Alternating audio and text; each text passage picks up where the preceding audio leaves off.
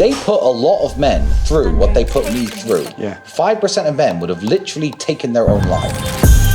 Andrew Tate and his brother Tristan have visited a police station. But someone has to save England from itself before I'd ever consider living there. It's a toxic environment. But you are a huge fan of the UK. I'm a huge fan of the UK. So you can't sell me England.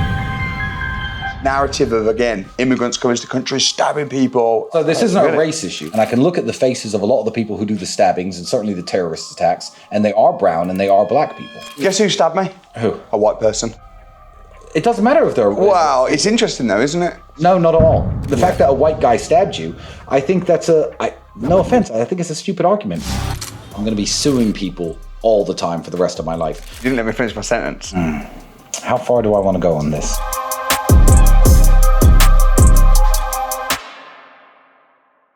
I'm sat here with Tristan Tate, and thank you very much for coming on my show. Glad to be here, You're sir. a gentleman, and this is an exclusive interview because it's your first interview since coming out of Romania. Yes, it is. It's my first. So ever what interview. made you choose this podcast of all the many podcasts that you could be on?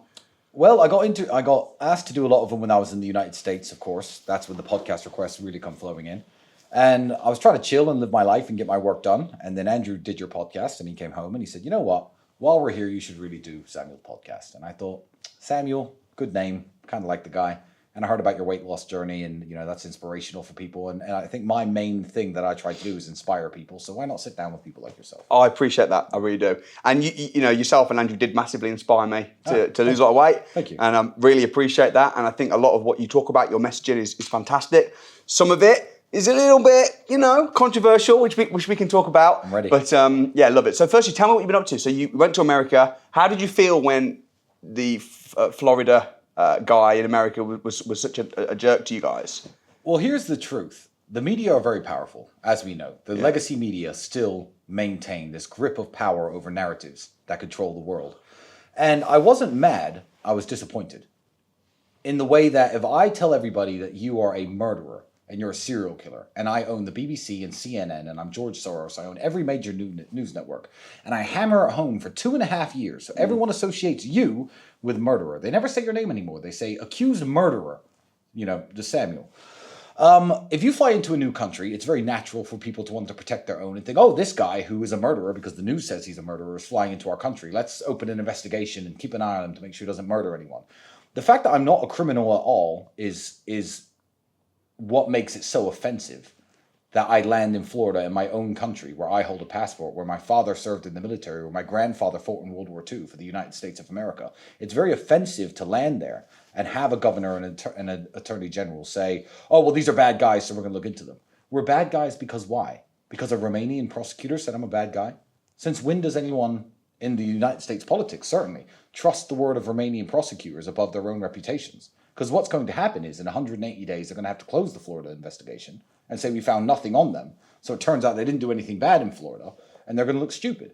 So I think it was a very bad gamble on their part to trust their reputations and their integrity on the words of a Romanian prosecutor who isn't that important or high level, and certainly globally, no one cares who the guy is.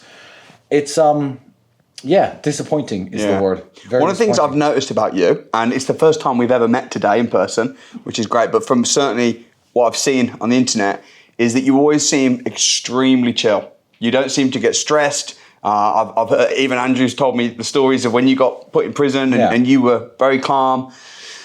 Do you reckon that's just the way you're wired? Or is that a skill that you had to practice? Is that like a resilient mind? Or is it that you just don't care and you're just like, well, whatever, I'm happy to be in prison? I don't know. I always feel there are people in the world that have worse things happen to them. So no matter what bad situation I find myself in, I'm a very reflective person and I'm a very deep thinker. So I think a lot. So there's a fly just landed on my face. It's gone. So I'm a very deep thinker. So I may be stressed and I may be worried and I may be anxious, but I'll never let it show to the outside world because I'm also fully aware that nobody cares about how you feel, especially when you're a man. If you ran around telling everyone, you know, oh, I'm so stressed, I'm so worried, maybe your wife, maybe your mother is going to be like, oh, really, are you okay? But bothering other men with your problems is very stupid. So I internalize my anger and my frustration, I think, more than anybody else. It's not that I don't have it, but yeah, I am very good at appearing, at least on the surface, that I don't give a shit. Yeah. And a lot of the times I don't really give that much of a shit. Yeah, maybe I'm A combination. Yeah, it's a combination. I bet you're very good at poker. I can be, but I get bored easily. So I'm very, very good for the first 15, 20 hands, and I just get bored, and I'm like, Jack 8, that's not bad all in. You know? I get bored with poker, and I want to do something else. So I end up going all in on stupid hands later on. I've just given away my secret for people who, play with me in the future. Or maybe you were bluffing. Maybe we that's don't a know. bluff. Maybe you were bluffing. Exactly. We don't know. So in terms of business then, because a lot of people watch my channel, they're property investors, they're business owners, they're entrepreneurs. Yes. I mean, I think probably what you're most well known for is, there's the kickboxing and all different things, but it's probably business. You make the money guys. People see you with money and on private jets and stuff like that.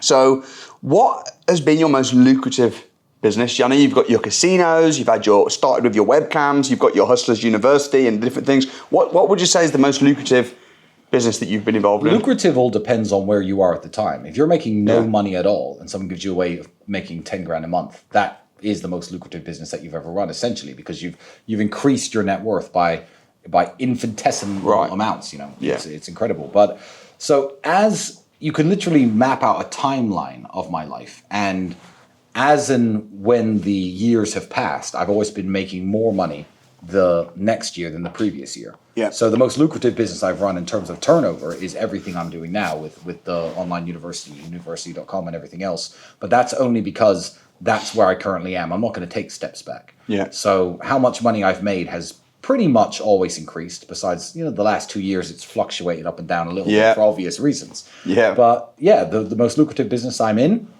is the business I'm in right now. However, I would say the one that made me my first initial money was sales. I was a salesman. I started off in knocking doors for Anglian windows, like a lot of young men did in England. I went on then to sell television advertising campaigns back when TV advertising was still something you could sell before the internet really took off.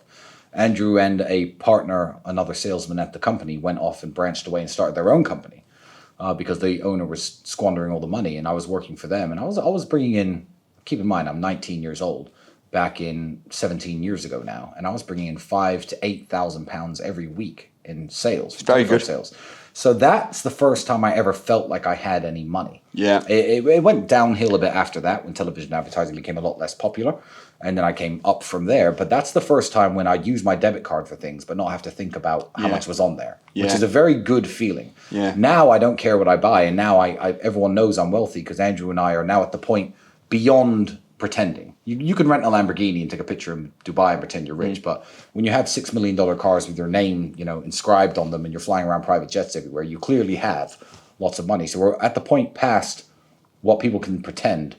And I've never felt richer than when I was maybe 19 or 20 years old, though. Yeah. Never, ever. I had no food in the fridge, and then I went from no food in the fridge to I can rent a nice apartment, $4 or $5 grand a month. I can finance a nice car, a Porsche, a BMW M4, things like that. Yeah, I felt very rich. Well, I remember Andrew Tate back in the day saying that if you're worth about 30, 40 million, the difference between your lifestyle and being a multi-billionaire is very, very small. Well, I don't know if you agree with that, or he's changed his mind since now he's worth more. He said that back in the day. I'd say probably 75 to 90 million is probably the number, to be honest. Well, inflation is probably the same story. Yeah, inflation's taken a chunk of everybody's ass, but essentially what he But his net worth was probably that at the time, because you always feel like... Yes, but yes. He's like, there's no point being richer than me. But now I've surpassed that the 75 to 90 number, certainly. And the idea behind of what Andrew's saying is, the richest people of the world, the billionaires of the world, fly the same way I fly.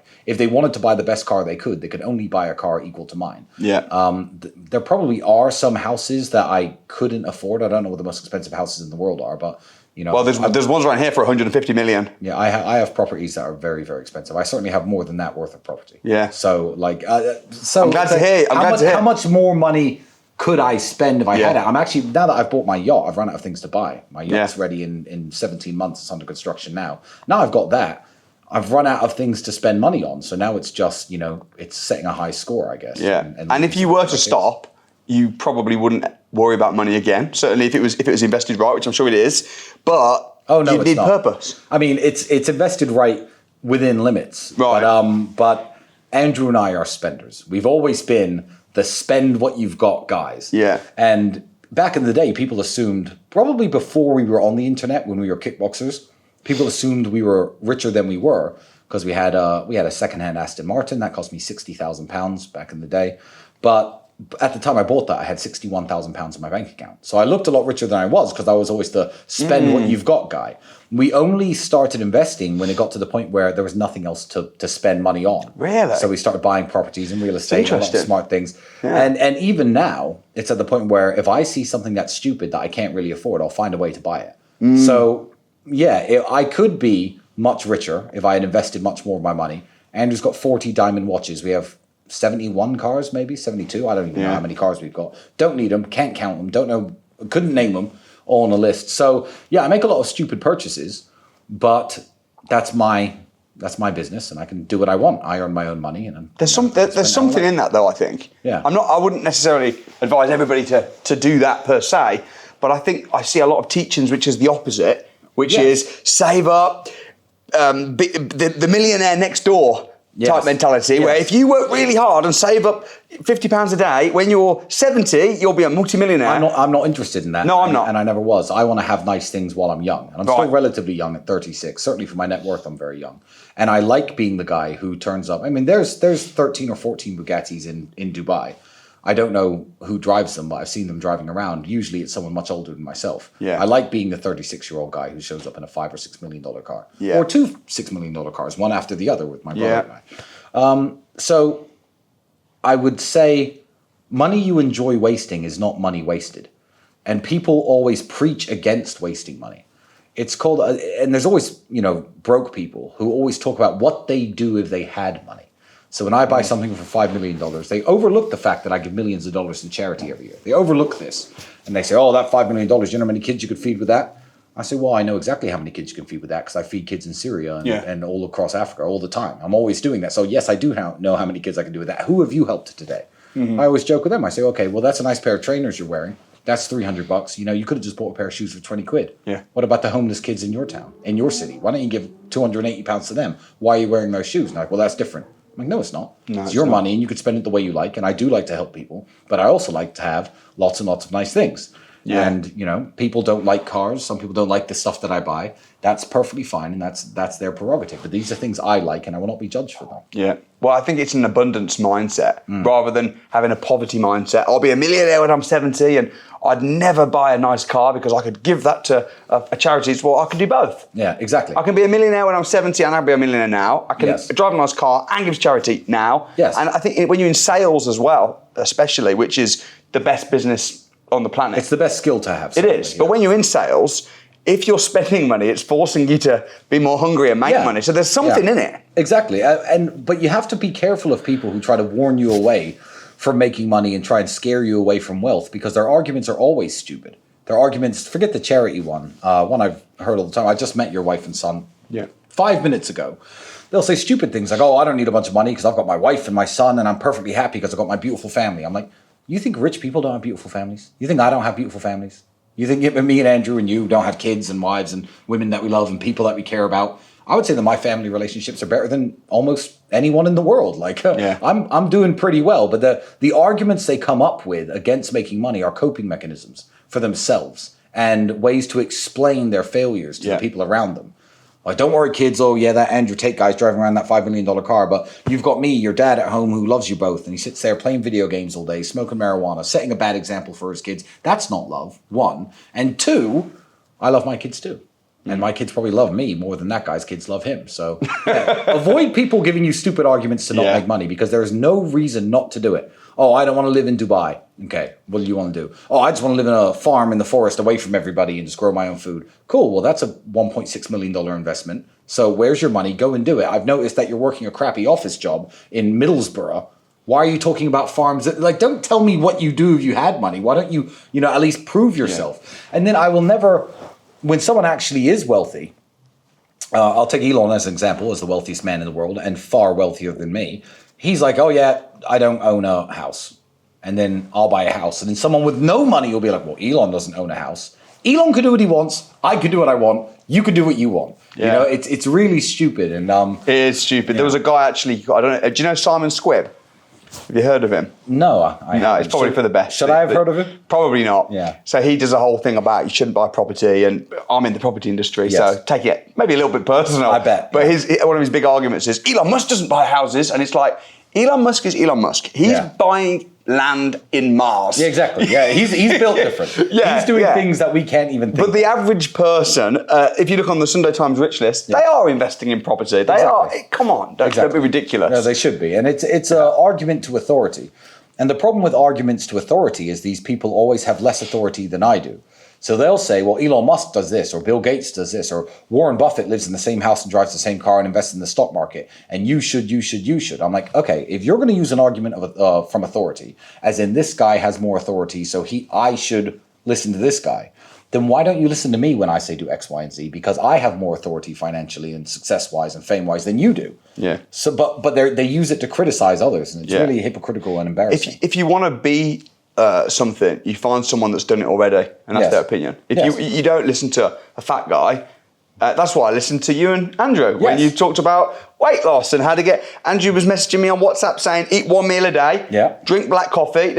And I wasn't thinking, but no, because this book says it's like the guy's in very good shape. I'm not, I'm going to listen to what he says. Yeah. And it's the same with finance. If you want to make a lot of money, find someone that's done it. If you don't want to make a lot of money, no problem. Exactly. I tell people, if you don't want to make a lot of money, don't listen to me. And the exciting thing about business and finance is there's lots of different ways to do it. If you sit at a table with 50 millionaires and say, how'd you make your first million? How'd you make your first 10 million? Right. You'll get 50 very different stories. Some of them may, echo each other.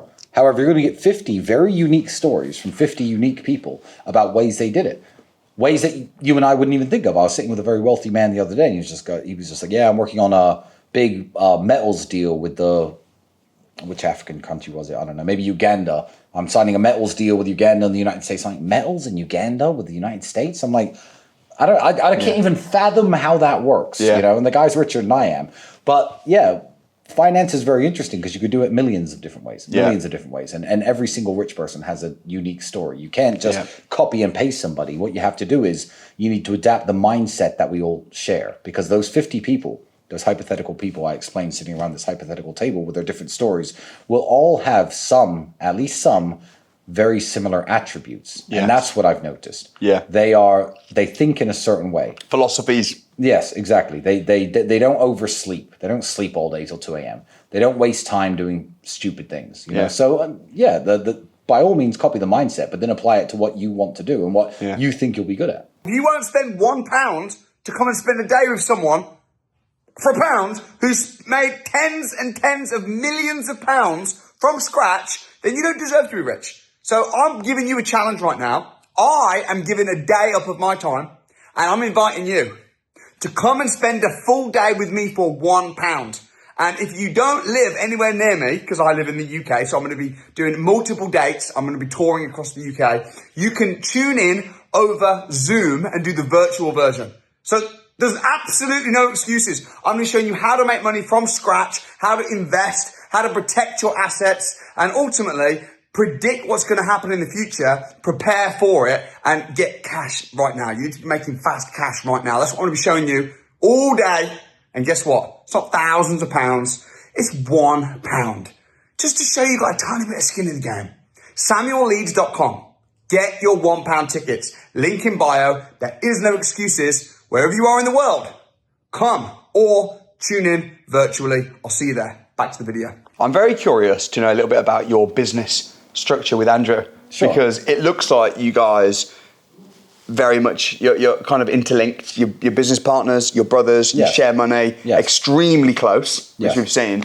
Do you have roles and responsibilities within the businesses, or do you just both do similar things? Like what's the organizational structure or the roles and responsibilities of the everyday running of your businesses that you have? Andrew is a lot more technical. Andrew is a lot more the spreadsheets, the staff, the micromanagement.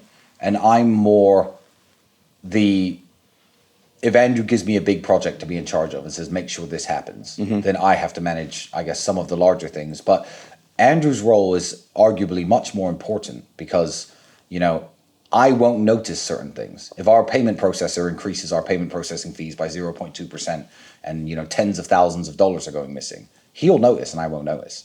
So Andrew's the guy who makes sure absolutely nothing goes wrong. I'm somewhat more of a people person. Andrew's, I guess, slightly more introverted. If there's business dinners that last till 2, 3 in the morning, he'll send me. He won't go himself. Yeah. But it's not something I've ever really thought about, and it's not something we've ever mapped out or planned. I think we just both are willing and happy to do what needs to be done. And there's this, I guess the essence of our business relationship is not wanting to disappoint the other brother. You know, I can't just vanish and take a week off. No, he's working. I have to work. You know, when Andrew was on house arrest, I didn't leave the house. I wasn't on house arrest the second time around. I did 6 months on house arrest voluntarily because he was on house arrest. Yeah. There's this idea of not wanting to let the other guy down. And I think that's maybe the most powerful aspect of mine and Andrew's relationship. And it's why I encourage young men, especially when they're up and coming in the world, instead of renting an apartment, rent an apartment with a friend, an ambitious friend. Right. You'll both train more, you'll both work more, you'll both think more, you'll brainstorm more, you'll waste less time. I think the relationship I have with Andrew is the foundation to everything both of us have in our life, and I'm very grateful for it. Who do you think works harder on the business? Andrew, and Andrew would say Andrew, and I can't Really? say I can't say it. Do you get paid the same? Well, yes, but we don't get paid in the No, but if you take a dividend out of the business, or however you look at it, do you spend the same amount of money on stuff? Do we spend the same amount of money on stuff? I don't know. I think Andrew, but then whose stuff is it? If I buy a car, or if he buys a car, it's both of our car. So like, it doesn't really work that way at all. The person who wastes the most money is Andrew, but it's all in one. I'm not going to say where it is. Let's say it's all in one pot. I keep it next to my bed. But what would happen if you started spending more money through the accounts that you have? Would he go, hey, what the hell? At this point, it wouldn't matter. We have nothing left to buy. We discuss large purchases, and that's it. Real estate, hypercars, not supercars. So he spends more money. He spends more money. He works more and brings more to the table, but you share money and kind of just... He's addicted to cars. That's his only problem. Yeah. I'd have 7 or 8 cars if it were up to me. But when you were growing though in the earlier days, and you couldn't just buy a yacht, did you have like limits of how much you could take out? Like, would you have been able to just, because if you're sharing money, you've got the business account, and you just said, I want to buy a yacht, but you couldn't really afford it. Maybe you could, and you would you be able to just go, I'm taking that to buy a yacht? No, I mean, it's always been this way, and large purchases have changed from a meal out to a super yacht. Large purchases back in the day were a lot smaller, but we've always discussed large purchases, and besides that, spend what you want. Yeah. And we've never really thought about it too much. I mean, you're asking questions that I've never thought about the answers to. And I can't really... Do you know why, though? Because me and my brother are business partners. Yeah. So these are the stuff... So you run it that way. I haven't said anything. I've been asking questions. I'm guessing. I'm inferring from your questions that one of you spends more than the other. No, actually. But we've talked about it. We've got a setup. It's whereas I kind of sense that you just act and live. But it's worked, We're together 7 days a week, almost 24 hours a day. So it's not like... I don't see him and I check the account and there's a bunch of money missing. It's like we go out, we go to a car garage, we buy this, we go to the yacht show, we purchase this. Almost everything is a joint. I think you live together, don't you? Yeah, we do. So that kind of makes it a bit different. If you had your house, he had his house, you had your family in your house, and it might be a little different, maybe. Maybe. So it's very interesting. We'll always live together. Will you? Yeah, forever. That's really interesting. I'm never not going to live with him. I can't. Really? Yeah. What about if he decided that he didn't want to anymore? He wouldn't. Is that an agreement? No, it's not even an agreement. He wouldn't. He would absolutely hate to not live with me. And I'd hate to not live with him. Why though? Is that because you get on or because you're valuable to each other in business? No, it's because there are like, in movies when you have like 2 magical objects and you bring them together and that's where the magic happens. Yeah. Every great idea we've ever had, every, big kick forward we've ever had, it's us 2 sitting around a table smoking cigars, discussing ideas. Yeah. I'm not going to deprive him of that power, and he wouldn't deprive me of that power. Does it upset your girlfriend's wives? Do they sometimes get a bit like, what the heck's this? It doesn't matter. It doesn't matter? It's a non-negotiable. It's just like, I'm trying to think of an example. Does me being tall upset people? Like, it's a non-negotiable. I can't change my height. Yeah. It's not something that anybody could possibly complain about. And I think if anybody in my life were upset by it at all, they'd know not to mention it, because why would you mention it? It's like to tell me to stop having brown eyes. It's not going to work. It's just part of the package. Have you seen a lot of brothers inspired by your relationship when they've come closer together, or they've been? Because it's sad when you see brothers fall. I respect that a lot about you and Andrew. The fact that you've got such a strong sense of brotherhood and you work together, especially when I work with my brother. Yeah. I think it's really inspiring. Those are my favorite inspirational stories. When brothers tell me that, you know, they were living states apart in the United States, let's say 3 or 4 states apart, and they didn't talk that much. They spoke on the phone once every month or so, or met at family gatherings, and now they started a business together, or they're working together, or they've, you know, just moved each other's families next to each other, so they're next door neighbors. Yeah. When I hear these stories, and all of these examples I gave are true. I've read them on my DMs. That's what I get. I guess that's what I get the most out of. You know, when I hear that brothers have strengthened their relationship from Andrew and I. It's all good, you know, the fitness stories and the weight loss stories, but there's also fitness guys out there. The brotherhood I have with Andrew, there's nothing I've ever seen on the internet, besides one pair of brothers, actually, that I thought was comparable. And I'm going to say one pair of brothers, and you probably remember them because you're English back in the day. You know, my heart broke when one of the Chuckle brothers died. Yeah. Because he posted this thing on X, and he got almost no views and no likes on it because, you know, he's really old now and people don't really remember him. He's got a small X account. And I read it and I just thought, I'm so fucking lucky to have Andrew. Because those two were together like their whole lives, every TV show, everything together.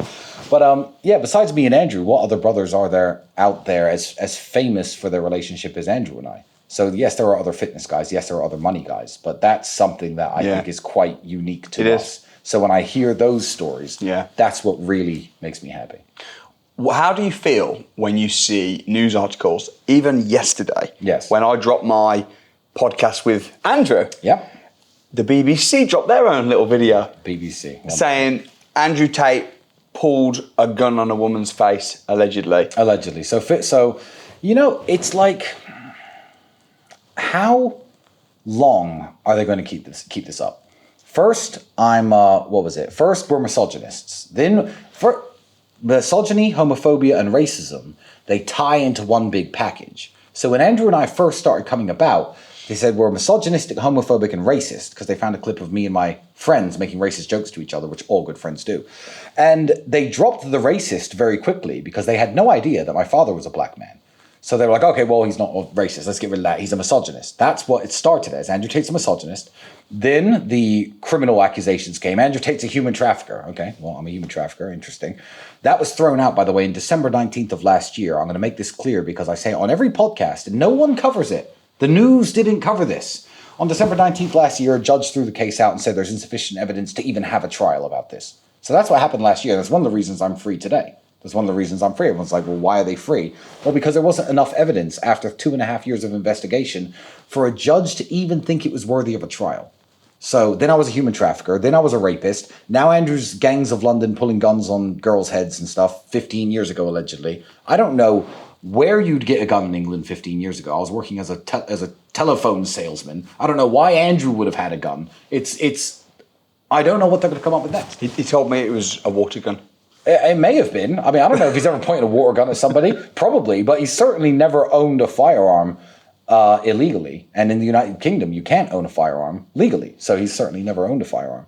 So I see these articles all the time, and I'm like, what are they going to come up with next? You know, when that retard killed his girlfriend with a crossbow, they blamed Andrew for it. Yeah. They said, well, he consumed Andrew Tate content in the last 24 hours. Sorry.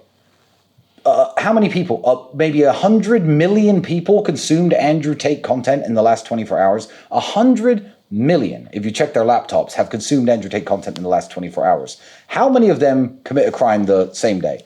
I don't care what the actual number is, but let's look at the other content he consumed. What did he do in the last 24 hours besides that? Because he watched Andrew Tate. Sure. What songs did he listen to? Did he listen to Taylor Swift in the last 24 hours? Potentially. She's one of the biggest artists in the world. Andrew's one of the most famous podcast guys in the world. So is Taylor Swift responsible for his crossbow massacre? Did he eat at Five Guys restaurant in the afternoon before he did it within 24 hours? Maybe the chemicals in Five Guys are responsible. Like, I don't care what this idiot did in the last 24 hours before he killed his girlfriend with a crossbow. There's absolutely, even if you take the most out of context clips of mine and Andrew's body of work over the last 13 years, you will never find anything that inspires you to kill somebody for any reason unless it's just some sort of joke. But this retard has nothing to do with me, and I do not take responsibility for him. So I don't know what they're going to come up with next. You know, now he's pointing a gun at a girl's head. Next, I'm a terrorist, a genocidal maniac. Do you think they'll give up? They've run out of things to say about. Do you think they'll stop eventually? And just do you know who you remind me a little bit of? Not like the Tate brothers, a tiny bit. I don't know if you will remember when Eminem blew up back in the 90s. I remember. And it was like, he was saying offensive stuff, and he was a bit of, and all the parents were saying, don't listen to him, don't listen to him. Yeah. But then after a while, people realised, actually, he's not a criminal. He's just joking. Yeah. And a lot of what he says, he's just kind of joking. And now he's just seen as a bit of a legend. And could it go that way? Could people realise that a lot of the stuff mainly Andrew, to be honest, but a lot of the stuff that you together have said, some of it's joking. Yes. Said in humour. Yeah. And then over time, it's like, oh yeah, they're not actually criminals. They're not actually human traffickers. And people just accept that you're just, They're still trying now. The fact that the case being thrown out in December as not fit to go to trial should have been national news. But the fact that it wasn't means they're still trying to slander our reputation. And now this gun story's come out. Yeah. I think my video got more views than the BBC video. Of course, no one cares about the BBC anymore. They've lost all credibility. But it's at the point where this is the way it has to happen, because I don't care who launches a criminal case on me. Dubai can launch a criminal case on me tomorrow and say, oh, well, he's in my country. I heard he was a human trafficker. Let's investigate the guy. That's going to go nowhere. It's all going to go nowhere. Romania had the best chance of, I guess, trying to make it look like I was a criminal because I'd lived there for 11 years or 10 years, probably 9 by the time I was arrested. So they had my entire 9-year life. Every message I've ever sent, every text message I've ever sent, every email I've ever sent, every girl I've ever dated, every girl who worked at my old webcam studio. They interviewed all them, and they were really trying to prove I was a human trafficker somehow, and they completely failed. So I'm like, okay, well, I don't care which country tries next. I was in Florida. I wouldn't even talk to girls who were talking to me in clubs. Oh, hi, you're Tristan Tate. Here's my number. No, thanks. Yeah, not interested. So I don't know what Florida's going to come up with. I don't care if New York, California, Japan, China, Dubai, the Central African Republic. I don't care who comes up with, we need to investigate the Tate brothers. The Romanians tried their absolute hardest and failed because I'm not a criminal. And they had the help of the Democratic Party of the United States. They had help of the FBI. They had the help of Anthony Blinken. They had the help of the UK Foreign Office, all trying to pin something on me to prove I was a criminal, and they couldn't. So eventually, all these criminal cases are going to go away. They have to go away because I've never committed a crime, and they can only drag them out for so long. And now that I'm free and I'm making money again, they can't bankrupt me, they can't make me shut up, they can't get what they want out of me. Yeah. So it is going to be a hero's arc journey of, everyone saying I'm some sort of villain. And unless they shoot me, I don't see how it can end any other way. It's not going to end with me in a court and them saying, he's actually guilty of this, and a judge putting his hammer down. And if it did, I mean, depending on what country, who would believe it? I decided to sponsor the video myself and talk about my new book, which also nobody would publish. Because in the book, I expose the globalist elitists, such as the World Economic Forum. I have made tens and tens of millions of pounds myself. I sit on the tables. I've got friends who are billionaires. I know the people that own some of the banks. I know the people that own some of the institutions. So I know what's going to happen to the future of money and how to prepare for it. And I wrote a book. Nobody would publish the book. I published it myself, and it's called The Future of Money. You need to read this book. It will blow your mind. It will set you free, and ultimately, it will mean that you can predict what's going to happen so you know how to act now, how to build a business from scratch, how to buy properties, how to protect your assets, owning real assets, not fake assets. This entire book that I wrote myself, you can get right now. Because you're watching this interview with Andrew Tate, I'm going to give it you as a gift completely for free. Click the link in the description. You can download it. I'll email it to you as an instant PDF, and it's completely for free. Do it now before it's too late. Offer will expire. Do it now. Back to the video. Thing is, though, there's a lot of comedians and rappers and also all kinds of famous people that say things in jest. Yes. Like if you look at Jimmy Carr, yes, who's a very funny comedian. He's made more rape jokes than I have. Right. He makes paedophilia jokes. Yeah. I mean, exactly. I'm quite thick-skinned, but I sometimes squirm watching him. I'm a bit like, oh, that's just distasteful, you know. As funny as he is, I do respect Jimmy certainly as a comedian. But then for some reason, when people rap about things, you got 50 Cent saying stuff.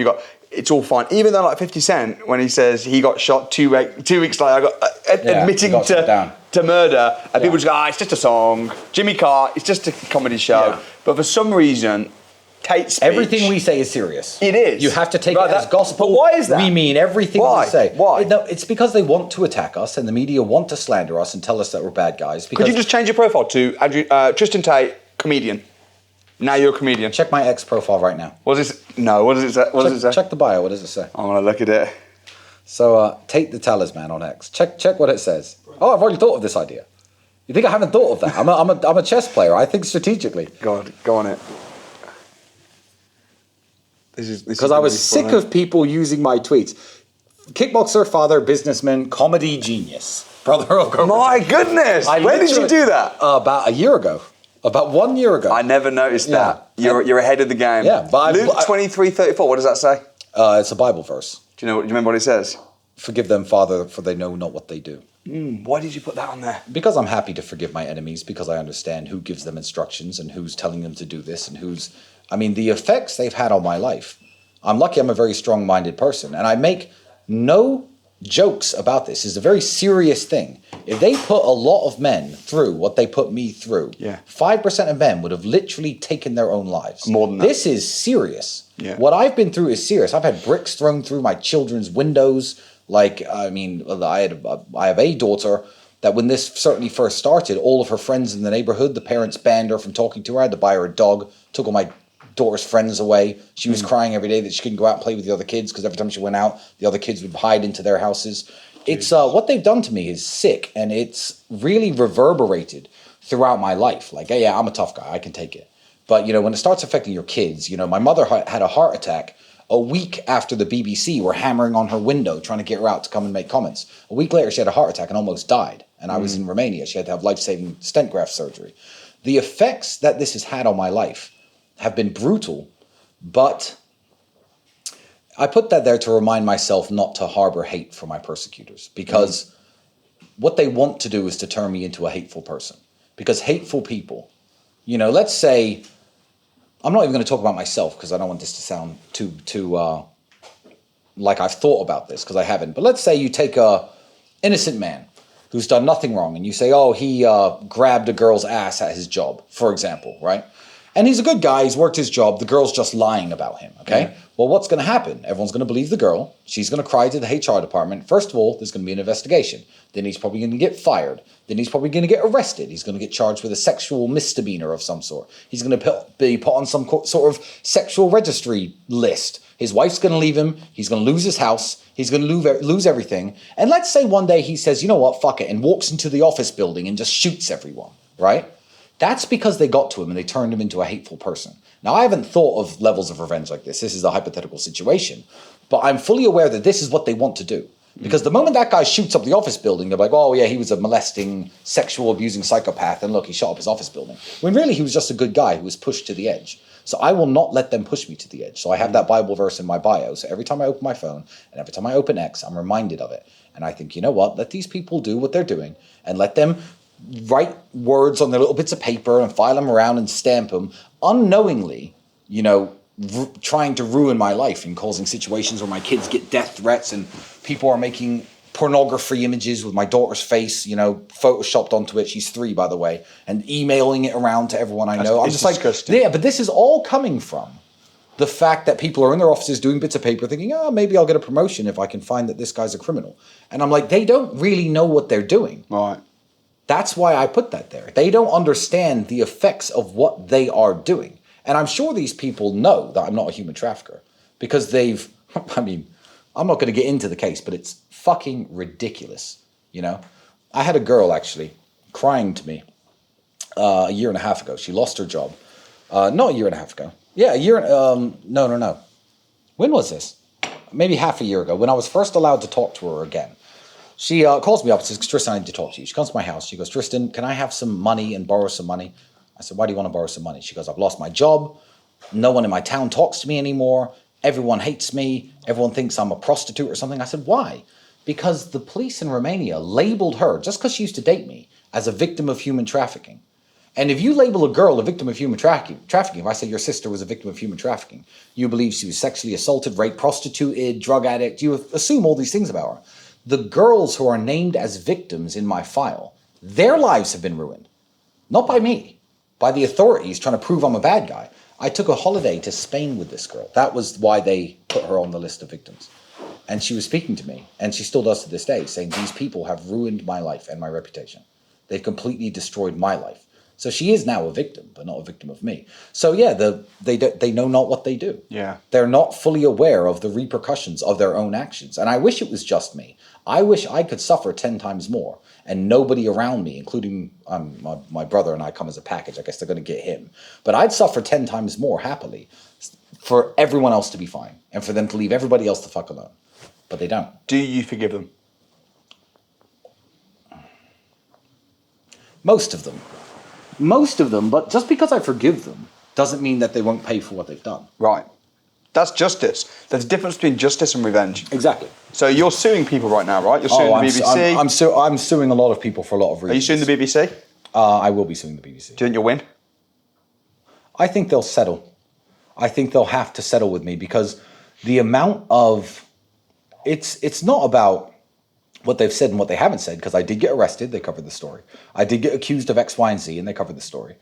What the BBC did, which was abusive, is every 24 to 48 hours for 2.5 years, posting stories about me, trying to link things to me, and trying to say I'm a criminal every single day for 2.5 years' time. That is overreach. There's no need to be covering this story. My case has been thrown out. The BBC now, they write my name. They'll say accused human trafficker, even today.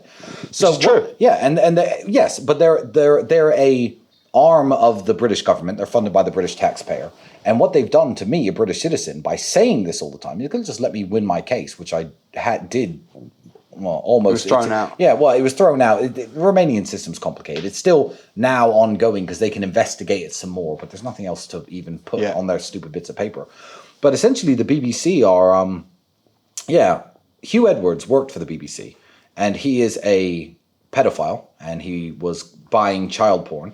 And buying child porn doesn't sound that bad. I don't call it buying child porn. I call it facilitating child rape. Because if somebody is purchasing images, Class A images of children being raped, they're creating a demand for the market, which is leading to the direct sexual assault of children, which is sickening, and it's wrong. So you're not buying child porn. These children are not porn actors or porn stars getting paid for their content. Children are being raped, and Hugh Edwards was using, funnily enough, our money as UK taxpayers, because he works for the BBC, to fund his disgusting habit, and he got a suspended sentence, 0 jail time. I'll actually show you something. In my phone, under favorites in my photographs, I have this. Because the BBC loved to come and talk to me. The BBC loved to come up to me and ask me stupid questions about, hey, Tristan, are you a criminal? You're a criminal. And I go into favorites, and every time the BBC come up to me, the last time I did this, and now they don't approach me anymore, and they didn't air the story, I said, hey, take a look at this image. You're going to have to blur it out. I said, take a look at this image. Take a look at this image. You work for the BBC, right? They're like, why are you showing me that? I said, well, my name is Tristan Tate, and I'm here investigating the rape of children in the United Kingdom, and it was a colleague of yours who was doing it. Do you know this man? Yeah. And I start questioning them about their company's sexual crimes. I'm like, do you know this man? This image was sent to a boy who was 15 years of age on Snapchat. And I start interviewing them about sexual crimes. Yeah. So then the BBC, when I got them that way, the BBC didn't cover the story, didn't put it on TV, and the reporter ran away. I was like, what are you running for, bro? I thought we were here to talk about sexual crimes. No? Oh, but it's your colleague. The exact same guy who, when I got arrested, was on the news saying I was some sort of bad dude and a danger to young men. They're very clever, though, the BBC, because they'll say things that are factually true. Yes. Like, for instance, if I said, Tristan Tate punched me in the stomach, I've accused you of doing it. Yes. Now you've been accused of punching me in the stomach. It's true. So they say accused, but punching. Yeah, but that's just one example. Or they'll say... But the amount they cover the story is the abuse. Yes. The 2.5 years of harping on about it every single day to tarnish my image is the abuse, which I can sue them for. Because harassment, isn't it? Because Hugh Edwards, they covered that story. The BBC covered that story, I think, for like 10 minutes of airtime. Right. And they never mentioned it again. That guy is walking free. How do we stop this, then? What's the solution? Because I think a big part of the solution is people just learning how to think. And if I see a story and it says the word alleged in it, if it says so-called or according to one man, this happened. Who's the man? Like, I'm just going to read the story. I've lost faith in people. I've completely lost faith in the general public and people, partly because of what's happened to me, but I see how, okay, you sit in front of the news every day, all right? And I've been sitting in front of the news every day for a very, very long time. I remember Saddam Hussein's got weapons of mass destruction. We need to invade Iraq. Well, 1 million Iraqis died.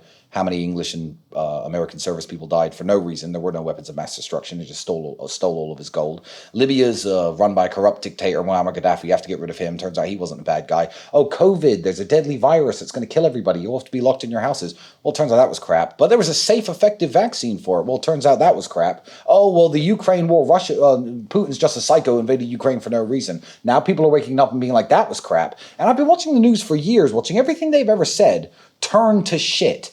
Literally in front of me. Like, everything they've ever told me is a lie. And everything they've ever told you at home is a lie. And then one day, the news is like, well, Andrew Tate and his brother are human traffickers. And you're like, oh, yeah, well, that one's true. Well, then you're a dumbass. And I've lost faith in you. I've lost faith in the general public, and people will not get smarter. A person is smart, but people are dumb.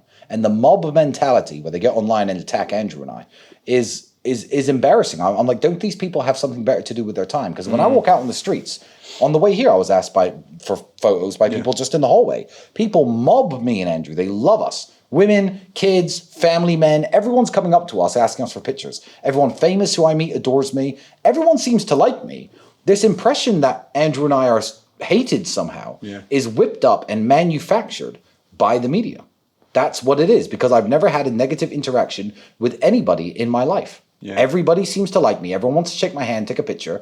There will be fathers with kids who will put their kids next to me and take their picture. What kind of father would do that if he believes that I was some sort of criminal? I think everyone knows it's stupid, but the media is very, very powerful. Yeah. Did you see the show Adolescence? I would never watch the show. Do you know about it? Have you heard about it? I know enough about it. I know that the guy who made the show is an autistic weirdo. I posted about him the other day. And he confessed in an interview that, oh, well, you know, the content that inspired the show, it wasn't really Andrew Tate. It was a bunch of Reddit blogs that I've read. You know, it wasn't Andrew Tate and the Manosphere influencers. It was all the Reddit blogs I've read. But, you know, Andrew Tate's a good name. I posted that on my ex. Look at the post. And I'm like, he's basically just admitted to defamation. Andrew Tate was named. Yeah, I know. In the show. Yeah, he's basically admitted to defamation, and I could sue him for that if I want to. But yeah, he's a weird-looking autistic weirdo, and I think that somebody needs to check his hard drives, because the entire basis of the show, there's something that I hate. It's called incel culture, which is not what Andrew and I stand for at all. I don't know if you know what incel culture is. I know what it is. It's men who've I've not heard of it until Adolescence. It's men who've completely given up on women, who hate women, who can't stand women. The school shooters of the world are incels, a lot of them. And incel culture is blaming everyone else for your mistakes, which you watch Andrew and I is the opposite of what Andrew and I preach. It's being a skinny or fat loser who plays video games all day with no money, sitting in your mum's basement being like, women don't want to have sex with me and that's women's fault because women are evil, you know? These people are psychopaths. Incels are psychos, and I have nothing to do with them, and I don't like incel culture at all. But incel culture inspired the show Adolescence. And I'm like, well, this is interesting. The boy in the show is 13 years of age, and the writers have called him an incel, involuntarily celibate. Now, when I was 13, I was collecting Pokemon cards. I wasn't out there trying to get laid. So this guy who's sexualizing these youngsters, this writer who sexualized these 13-year-olds as being aggressive young men because women don't like them and they can't get laid. I'm like, can someone check this guy's hard drives? Can someone please, investigate this guy? In what universe could a 13-year-old even be an incel anyway?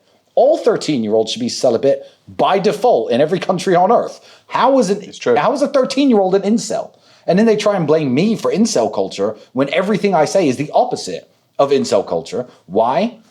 Because you're asking me about it right now. They said Andrew Tate, so it gets covered in the news, so that I reply to it, so it gets comments on, and so they make more money. And I'm going to be helping myself to some of that money when we sue those motherfuckers, because it's completely inappropriate to just say my name. I mean, we're also not terrorists, for example, to run a show about sleeper cell terrorists in the UK and say they were inspired by Andrew Tate.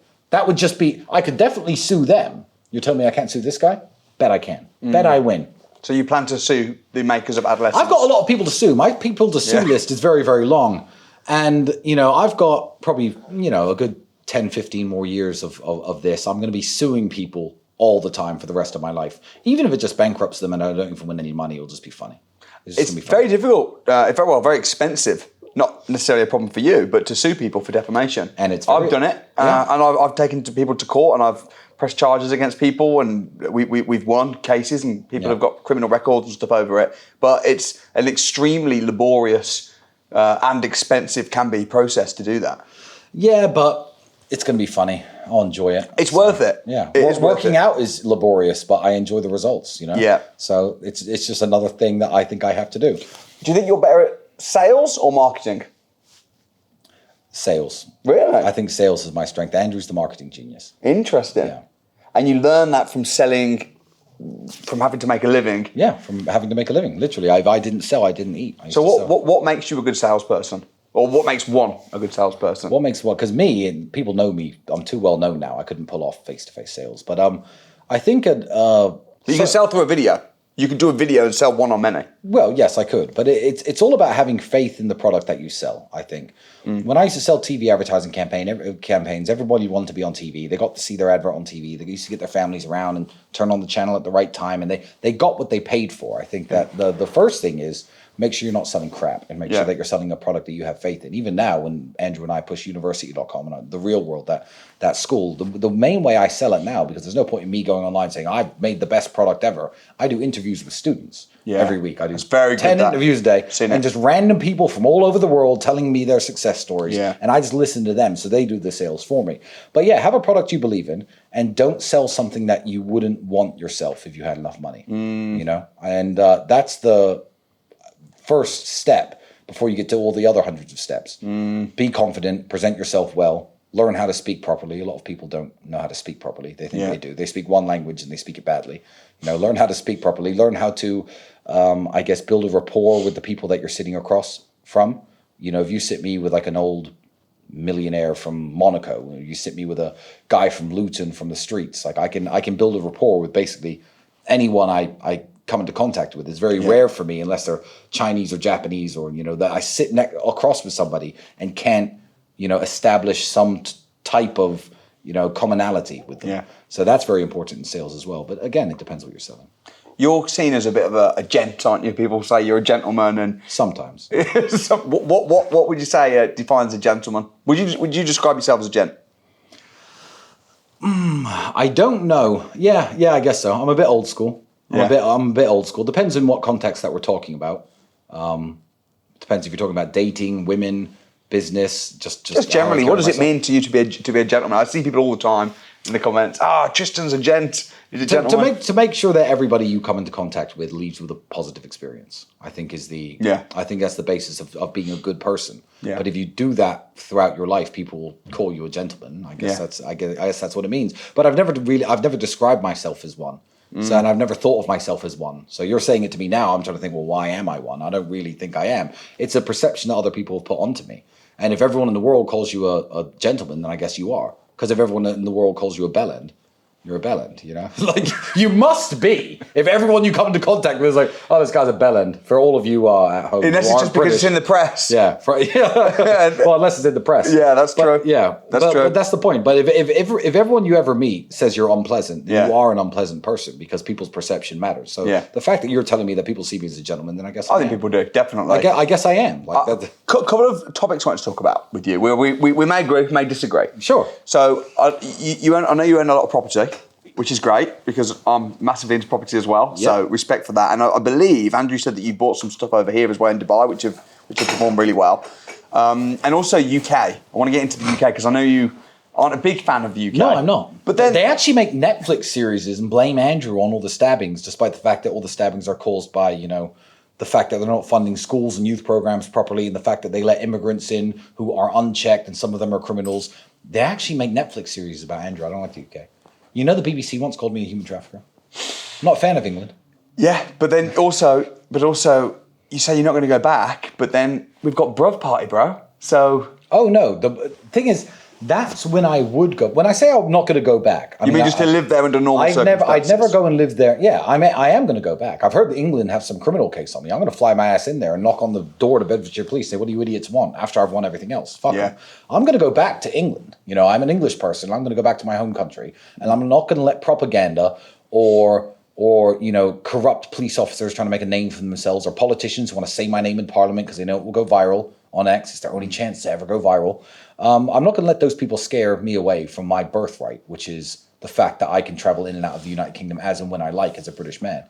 So, no, I'm never going to permanently move back unless somebody saves the UK. And that may well be Andrew in 4, 8, 12 years, a long time away. that may well be Andrew, but someone has to save England from itself before I'd ever consider living there. It's a toxic environment. I describe England as like a 10 out of 10 beautiful wife material girl, but she's infected with AIDS and herpes. Like, okay, yeah. I mean, you could see the appeal, but you don't want to go there. Do you know what I'm saying? No, not really, no. Because Why? What, like, where do you live in England? I live in Buckinghamshire, Beaconsfield. Is that London? No, that's not. Just outside London. Just outside of London. Yeah. Just outside of London. And you're a father. Yeah. And you have no concerns. If your wife says, "Oh, I'm going into central London today to go shopping," you don't think? No, I would have. Oh yeah, definitely. You wouldn't have it? No, I would. Well, in what universe can we be the most powerful country in the entire world, the greatest empire the world has ever seen, short 100 years later, get to a point where an Englishman cannot allow his wife and his child to go into London, what should be the greatest city in the world, to buy a few items and come home safely? You think there's a chance, and you probably do, God forbid, let's but you think there's a chance my wife might get stabbed if she buys a Rolex in London. If I sent my girlfriend to London to buy a Rolex with my daughter, I think there's a chance someone stabs my girlfriend and stabs my 3-year-old daughter. Like, that's a very real possibility in the UK these days. It really is. So you can't sell me England. No, you didn't let me finish my sentence. Go ahead. I was going to say, firstly, it's not that I wouldn't let her. It's just that I don't think it would be safe and she wouldn't do it. But she also wouldn't go out in Dubai either. I don't think she'd go anywhere in a big city But that's by herself. perfectly fair. But if she went out in Dubai, she would be perfectly safe. Would she? Absolutely. But there's still crime in, there's still reasonable There's a little crime in bit Dubai. of crime in Dubai because there's crime everywhere and you can't get rid of it entirely because the And the nature of crime people. rate is actually statistically dropping in England. I'm studying law and it's dropping. The media would make us think it's not because it sells stories and we're aware of it. But actually crime rate is dropping. Well, it needs to drop a hell of a lot more. It does, but it is dropping. There's less crime than there's ever been in the UK. I don't see there seems to be a lot of, and it pisses me off, a lot of, I hate UK. I don't want you to be part of that, Tristan. I see people banging on at the moment about, we're leaving the UK. The UK is a shithole. Yes. And I'm just like, it really isn't. It's fantastic. What do you think of Keir Starmer? I respect Keir Starmer. I think that anybody that's in power, I said this to Andrew. Andrew was saying, if someone's done something you want to achieve, then you should respect them. And I said, well, don't you want to be Prime Minister? Do you respect Keir Starmer? I mean, if he was the head of CPS, he's Prime Minister of the UK. By the way, I didn't say I'm a huge fan of Keir Starmer. I'm not saying I'm a huge fan. But you are a huge fan of the UK. I'm a huge fan of the UK. And I think that Keir Starmer I'm not a huge fan, but I respect him. And I think to say, the UK is terrible and everything's bad and we need to leave this shithole, it's just totally stupid. I think that you create your own economy. Well, I'm different to you in the way that I don't hate the UK. I actually love the UK. I love the UK. And just like I love my brother and I love my family members and I love my fans and supporters and I love people around the world, if my brother got really fat and out of shape, I'd say, you're a big fat fuck, sort your life out because you look terrible. Yeah. You're going to die. Everything's going wrong. Sort it out. And that's love. That's not hate. So I think that perhaps you're misunderstanding my message about the UK. Maybe not. Because I'm not having a go at you. Because I love the UK. I actually love the UK so much. I think that London should be the greatest city in the world and the UK should be the greatest country in the world to live in terms of standards of living, I get you. healthcare, people, the wealth that the UK had that's been squandered, what they're doing with it. I'm totally against anybody who is a migrant getting anything free from the British government while they're homeless veterans on the streets. Sort out your veteran problem first before you help like random people turning up in boats getting free hotels rooms. I am super against so many of the things that the UK is doing. I think it needs to sort itself out, and that's love, not hate, because there's a bunch of countries in the world which are run absolutely terribly. I'm sure Lesotho isn't doing that well. However, I don't care about Lesotho. I've never been there. I'm not linked to that country. Whereas, my ancestors are from England. I'm a very proud Englishman. I love English history. English history isn't just English history. English history is world history. Yeah. Before America existed, English history was written in the United States. We founded the country. Yeah. Canada, the entire world, Australia. English history is world history. We should be very proud of ourselves, but not to the point where we ignore the problems that we currently have. And my love for my country is to look at it and say, I can't believe you've let yourself go like this. But what do you mean, though? What do you mean by letting yourself go? Well, you defend England in the way that you say, you've never been stabbed by anyone in England. Have. Well, my brother has too. Well, there we go. So, sorry, I didn't want to assume you'd never been stabbed. Well, I can show you the scar, bro. It's I got stabbed in the head. It's normal to assume people haven't been stabbed. But my point is, perhaps, then... Guess who stabbed me? Who? A white person. It doesn't matter if they're... Wow, it's interesting though, isn't it? Because No, not at all. because the narrative of, again, immigrants coming to the country, stabbing people, it's not true, is it? Well, a lot of the people who are committing, and I'm a mixed race person. Oh, yeah, no, bro, I get it. So this isn't get a it. race issue, but again, I can look at the United Kingdom and I can look at the faces of a lot of the people who do the stabbings and certainly the terrorist attacks, and they are brown and they are black people. They are, in a lot of cases. And the fact that a white person stabs somebody does not take that away. Every single country has homegrown criminals. Let me give you an example. There are certain immigrant groups in the United Kingdom that commit more crime than others, okay? Some of them are white, some of them are brown, some of them are black. Whites, Romanians commit a lot of crime. Yeah. I live in Romania, I have Romanian children, so I'm going to speak about Romania specifically just because I don't want to offend anybody, and I don't know where anyone else here is from. Romanians go to the United Kingdom and they commit a lot of crime. They do. They do a lot of the pickpocketing, a lot of the scams. Romanians go there and commit a lot of crime. Now, they're white, okay? It does not help the problem when I say, well, here's a British guy and he scams too. That doesn't help anything at all. That does not fix the problem, the fact that the Romanians are overwhelmingly committing more crime than English people in the United Kingdom. In fact, I think it's, no offense, sir, a very stupid argument, because every single country has criminals. Every single country has its natives who commit crime, and you know how you stop that? You don't. You can't. You cannot stop natives from committing crime. You have to have a good justice system and put these people in jail. But if Romanians are overwhelmingly committing scams, me walking around pointing out the white guy who scammed people, who's from Birmingham, does not help the situation. Whereas if you said, you know what, no more Romanians can come into the UK, that would fix a lot of England's pickpocketing problem. It would. And me pointing at British people who pickpocket doesn't help that. So I'm all for the Romanians, and look, keep in mind, I've lived there for 10 years. My children themselves are Romanian. So if Romanians are overwhelmingly committing crimes in London and they're arrested at a higher percentage of for pickpocketing than English people, I feel like you should say, you know what, no, Romania. No, you're not allowed to come here anymore. If you've got a good job and you're paying taxes and you're a nurse, you could stay. Everyone else, you're on benefits, get out. No free housing, no free hotels, no benefits. Why should you get benefits? Sorry, I pay taxes in England my whole life. If I fall on hard times, that's what the benefit system is for. For me, the Englishman who paid his taxes into the system to go to England and say, I'm on hard times, can me and my kids have some money? Good. It's the welfare system. It's the safety net. It's not for anybody else who just turns up from Romania or Africa or Asia or anywhere else in the world to just be like, oh, I'm here now. Can I have some benefits? Benefits for what? What have you done to earn any of this? What have you put into the pot? You know, and I think England is the fact that a white guy stabbed you. I think that's no offense. I think it's a stupid argument because blacks and browns stab a lot more than white people in England. Certainly, is that true? Though? Certainly, as a proportion of their racial statistics, they do. It's a lot of young Jamaicans, a lot of young Africans. They may be British. They may be born there. Maybe their parents were immigrants. But it's a lot of... And I know... But let me say why I said that. I know people who are in jail for stabbing people, and they're black guys who went to school. Let me tell you why I said a white person stabbing, though, because I don't know if you got why I said that. No, I don't know why you said that. Yeah, well, let me explain. And it's good to have this conversation. Yeah, it is good. It's very healthy. Yeah, it is good.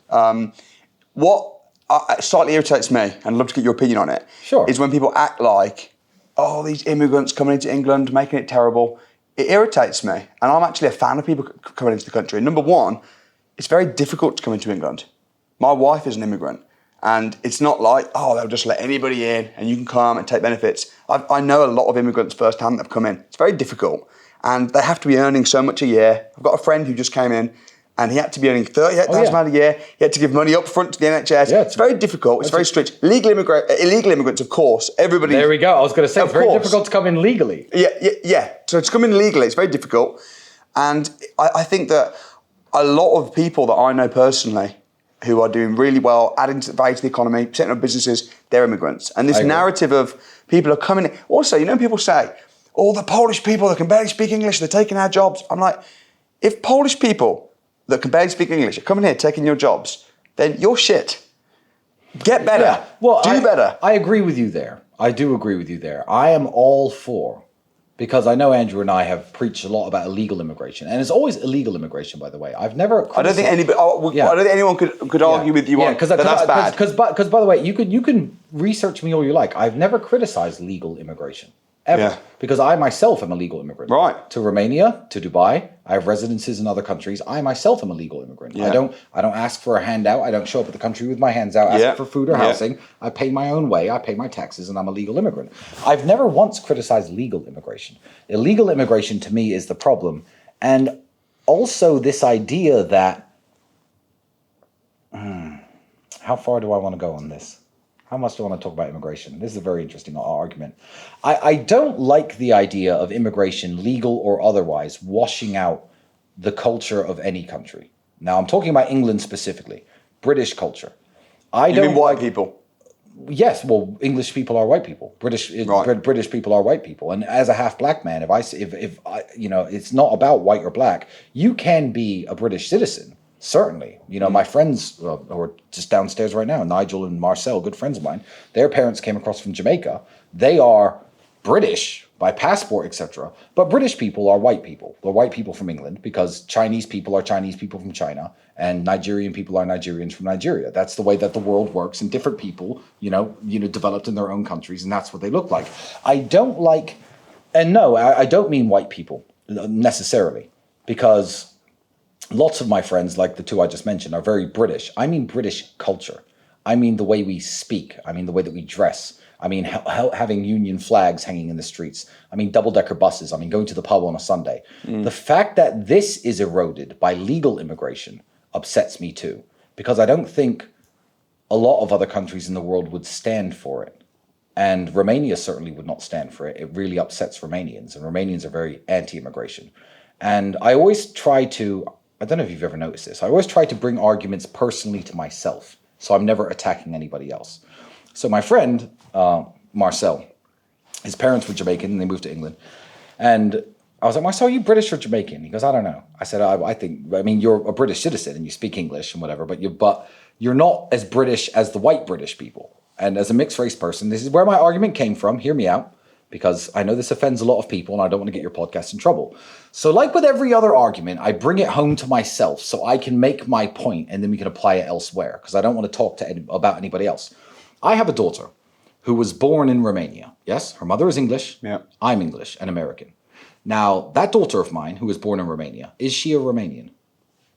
If she was born in Romania, I don't know what the rules are in Romania. No. Yeah, but here's the thing: is it just laws and rules that make somebody a citizen? Because technically, if you fly to the United States right now, pregnant, 9 months pregnant, and you're Chinese with your Chinese wife, and you land there and give birth to the baby, technically that baby's American on paper. No. I'm not asking about laws. I'm not asking about rules. I'm not asking about what the law in Romania is. I'm asking, is my daughter a Romanian to you? Would you consider her a Romanian? She was born in Romania to English parents. Did she grow up in Romania or did she move straight back to England? No. She was living in Romania for a very long time. I think if she was born there and was raised there. She's Romanian. Yeah. I disagree. And I'm talking about my own kids, so I don't offend anyone else. Yeah. I completely disagree. If you understand Romanian history very well, like I do, and you understand everything that country went through, the struggle that people went through to put food on the plates of their kids to raise the next generation. They got their asses kicked at Stalingrad in World War II, famously with Zhukov's Operation Uranus. They fought against the Roman army. Emperor Trajan conquered the country, wiped out the Dacian population. Everything that these people went through to pass their country on to their own kids, these Romanian people, I and the girl have no right to move there, give birth to a child and say, this is a Romanian too, because my daughter is not a Romanian. She is British because her parents are British. She carries the blood in her veins of the history that my ancestors have written. So I do not consider my own child to be a Romanian. And that's not a controversial opinion, is it? That's my opinion on my child. No, I don't think it's controversial. And you know who would agree with me? Go on. Every single Romanian. Right. They'd all agree that my child is not a Romanian. She may speak the language. I speak the Romanian language. Doesn't matter. My child is a British child because two British people gave birth to her. What about if she has a kid? If she grows up in Romania and has a kid, with a Romanian man? Certainly.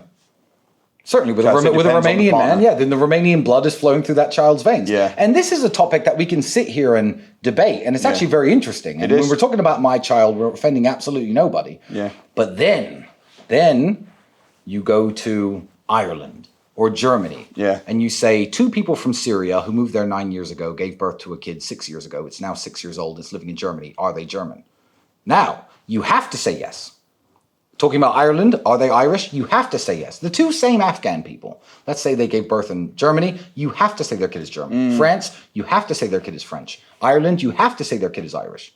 But when I talk about my own kid, it's actually a very nuanced argument that's fun to have whether you agree with me or disagree with me, right?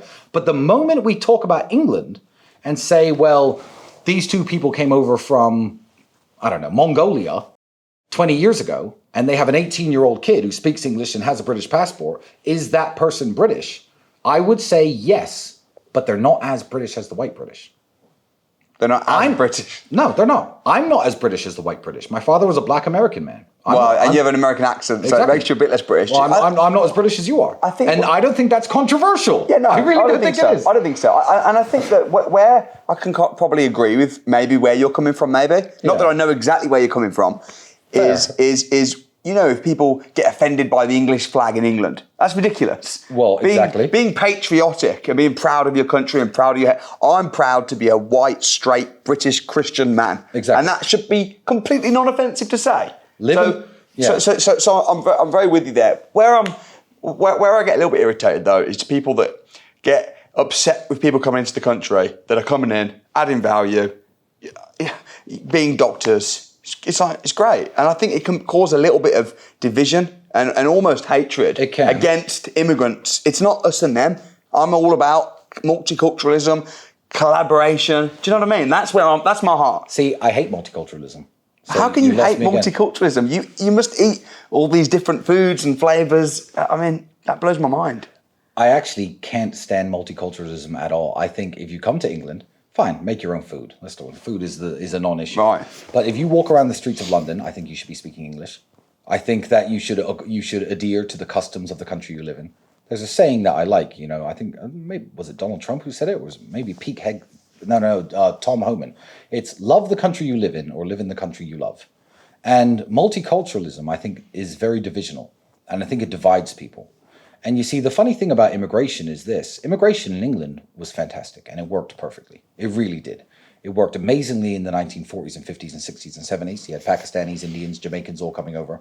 But I asked my friend this. I said, your grandparents moved here from, where did they move from? He went, Jamaica. I said, no. They moved here from the British Empire. The Union flag flew above their school.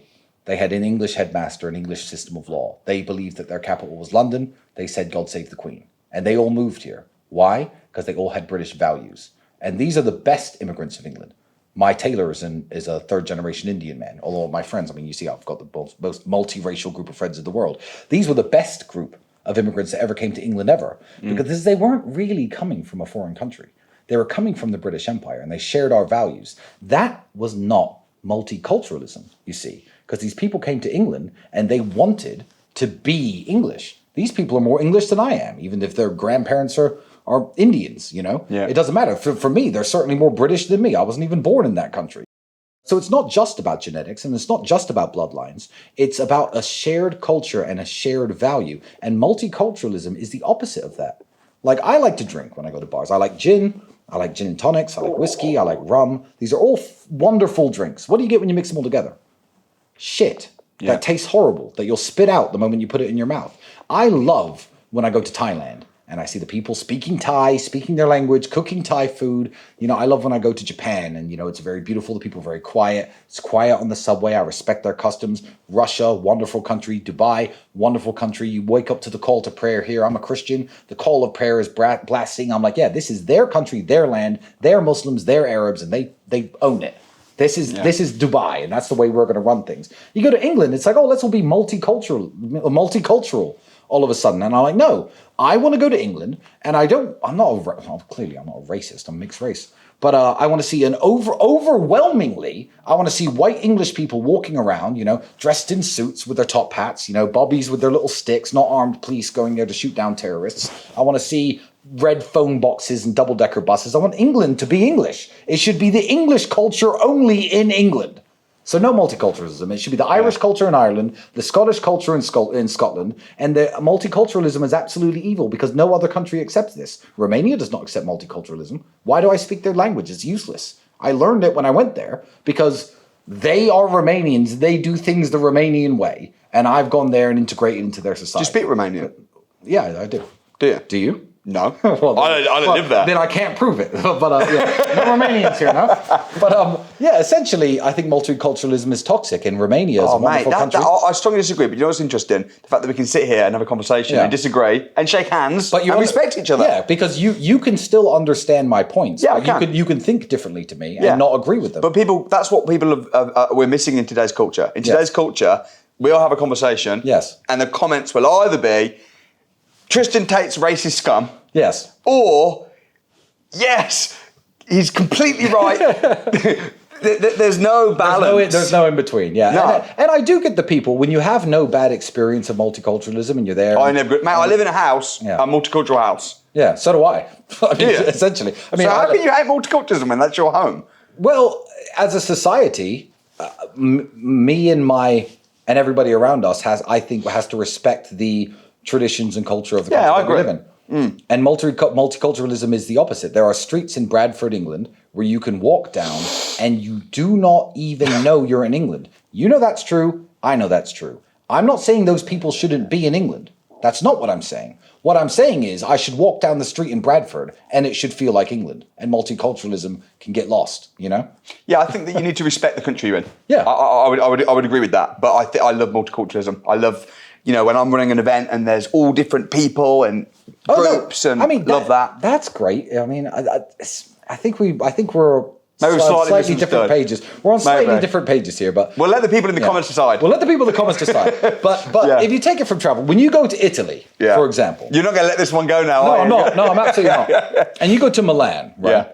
Do you want to see a bunch of skinny, tanned dudes with curly mustaches making pasta and saying, buongiorno, and, selling you espressos and sitting there on their little Vespa scooters? Or do you want to see what you currently see in Milan, which is a bunch of brown people loitering because they've come across on dinghies? Oh, it's multicultural, though. Because there's, Afghans and Syrians. I love multiculturalism. Let's let the people decide in the comments. Italy. You're still pissed off on Screw the pasta and the espresso. I want to see hostile brown people. You're still pissed off that I said a white person stabbed me. Your face, you were, why are you telling me they're a white person? Well, I do think that was a very stupid argument. The reason I don't think it was stupid is because the whole narrative is around white people don't do it. It's all the immigrants. Oh no, my experience is now I got stabbed by a white person. I don't think that at all. I don't think that at all. And I think criminals need to be punished to the absolutely highest degree, no matter where they're from. Yeah. Someone sent me this recently. I was speaking about against the. I was mentioning and conversing about the grooming gang scandal in the UK, which everyone, brown, black, white, can all agree is disgusting. Yeah. These people literally need their heads chopped off. But irregardless, some retard, and I'm being very polite by calling him a retard, sent me a article on X, and they said, "Oh, look, here's a bunch of white people who are raping girls. What have you got to say now?" And I was like... Yeah, that's stupid. And I was like, well, show me where the government tried to cover up this so that it didn't upset other white people. They're like, well, I can't show you that. Well, then you don't even know what I'm mad about. It's not the grooming gangs, which obviously we all find abhorrent. It was the fact that the government tried to cover it up to not hurt what? Multiculturalism. To not upset the idea of multiculturalism and integration, and not to upset the Pakistani community, because they were overwhelmingly Pakistani men. Yeah. Yes, there are white people who run grooming gangs in England, I'm very sure. Until you can show me that the government tried to cover it up as not to offend other white people, they are not the same issue. Because the issue with the grooming gang scandal, and the reason we're talking about it all these years later, isn't necessarily just the grooming. It's the fact that the government were covering their eyes and arresting the girls for being drunk at these guys' houses when they were being abused. Right. And doing all this fucked up stuff to not upset the Pakistani community. And I say it was the Pakistani community. Why? Because I'm a racist? No. Because it was Pakistanis who were doing it. And when Americans do something bad, I call them out. When I'm white and black, when a guy who's white or black does something bad, I'll call them out. It's nothing to do with hatred. It's just about being a reasonable, rational person. No, I understand what you're saying. And I think what some people might argue in defence would be a little bit, and I think the fact they cover that up is obviously disgusting, and what they did was terrible. But if a white person stabs somebody, they won't put white man stabs somebody. If a Christian does something, I'm Christian, you're Christian, they won't say Christian. But with some of the, like that, for instance, they were saying Muslim men are doing this, Muslim, do you know what I mean? So it's why are you saying they're Muslim? What's that got to do with it? The media works in two different ways. It does. To be honest. However, when Axel Rudakabana committed what may be the most heinous crime in British history in my recent memory, when he went into that Taylor Swift dance concert and butchered 9 girls, killing 3 with a knife, why didn't they release his mugshot? They were showing us photographs of him as a very young kid, 9 or 10 years old, where he looked innocent and sweet. Did you eventually see his mugshot? I don't If you remember. had showed the mugshot. Oh yeah, the mugshot. If you had showed that to the people and you say, this savage just killed kids. Right. And then you found out that his father came to the UK just after the Rwandan genocide and he was implicated in a bunch of violent crimes over there, you'd be like, well, why is this guy here? Is he Welsh? He's as Welsh as my daughter is Romanian, in my opinion. And Axel Rudakabana is an animal, and they didn't show you his mugshot, right? Yeah. However, if there's a target that the media wants to slander, black, white, or otherwise, like myself and my brother, when they said the Tate brothers arrested on human trafficking charges, where was the photo of me and Andrew at 12 years old holding hands with our little bowl haircuts? Yeah. No, Yeah. no. You show photos of me in the kickboxing ring, Yeah. looking like a big aggressive Yeah. savage. So it's all about what the media want to portray at that Yeah. moment, and it's not necessarily, as you said, aimed at Muslims or aimed at minorities. Because in the case of Axel Rudakabana, they protected him. They protected him. They wouldn't release his name, and then people started speculating: was it a Muslim terrorist? Was it a brown person? Was it a black person? Was it? And then people started speculating, and when they got details wrong, they put those people in jail. And I'm like, well, if you don't want people to get details wrong, tell us who did it and why immediately, because we're all outraged. I think one of the things that you and I definitely heard Andrew say, which I love, is there's no racism amongst billionaires. No, there's not at When all. you're rich, no one cares. It's That's not- how I feel. It's No not, one cares. It's not even billionaires. It's just No, people it's who just are, business people that are wealthy and doing well. And even more so than that, it's people who have got a nice, good life for themselves. Yeah. You think in an NHS hospital where there are hardworking nurses and doctors and surgeons, and the NHS is a very, very multiracial organization. And anybody with any medical degree, whether it be in nursing or cardiology, who wants to come to England and work for the NHS should be allowed immediately. By the way, that's not the type of immigration that Andrew and I have ever spoken against. You think in that hospital where they're all colleagues who show up to work on time and need to run the hospital and need to work together, you think there's any racism in there? No, it's the people who have their lives together don't care about race.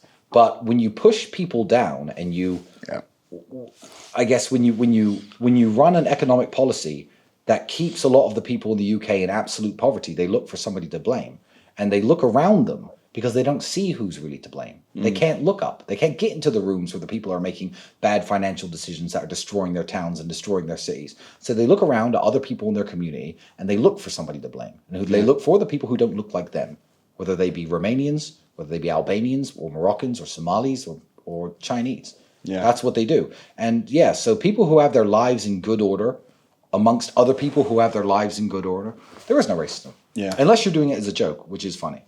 Yeah. My group of friends is 2 black guys, an Algerian, some white Christian Bible basher guy from Texas. I've got a ginger redneck dude from Louisiana.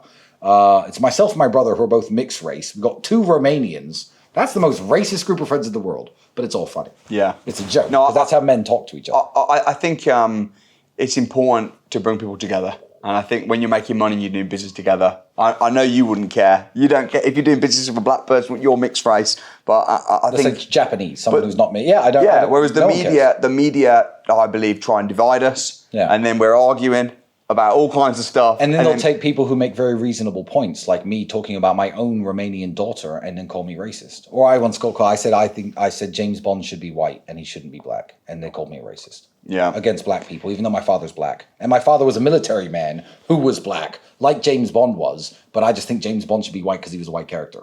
Like they'll take things that aren't racist and try and say, "Oh, Tristan Tate, this is the racist right here." When really it's the losers sitting around with no money on the dole in their pubs, furious that high qualified, Indian surgeons are coming to take their jobs, and these people have done nothing with their lives. Exactly. Those are the racists. Yeah. Yeah. I'm not but they need. They're the dummies. But they need sometimes poster boys for racism. But sometimes those people, I think, do listen to some of the stuff you say, Exactly. and it fuels them in the wrong way, and they might miss your point. Even. People.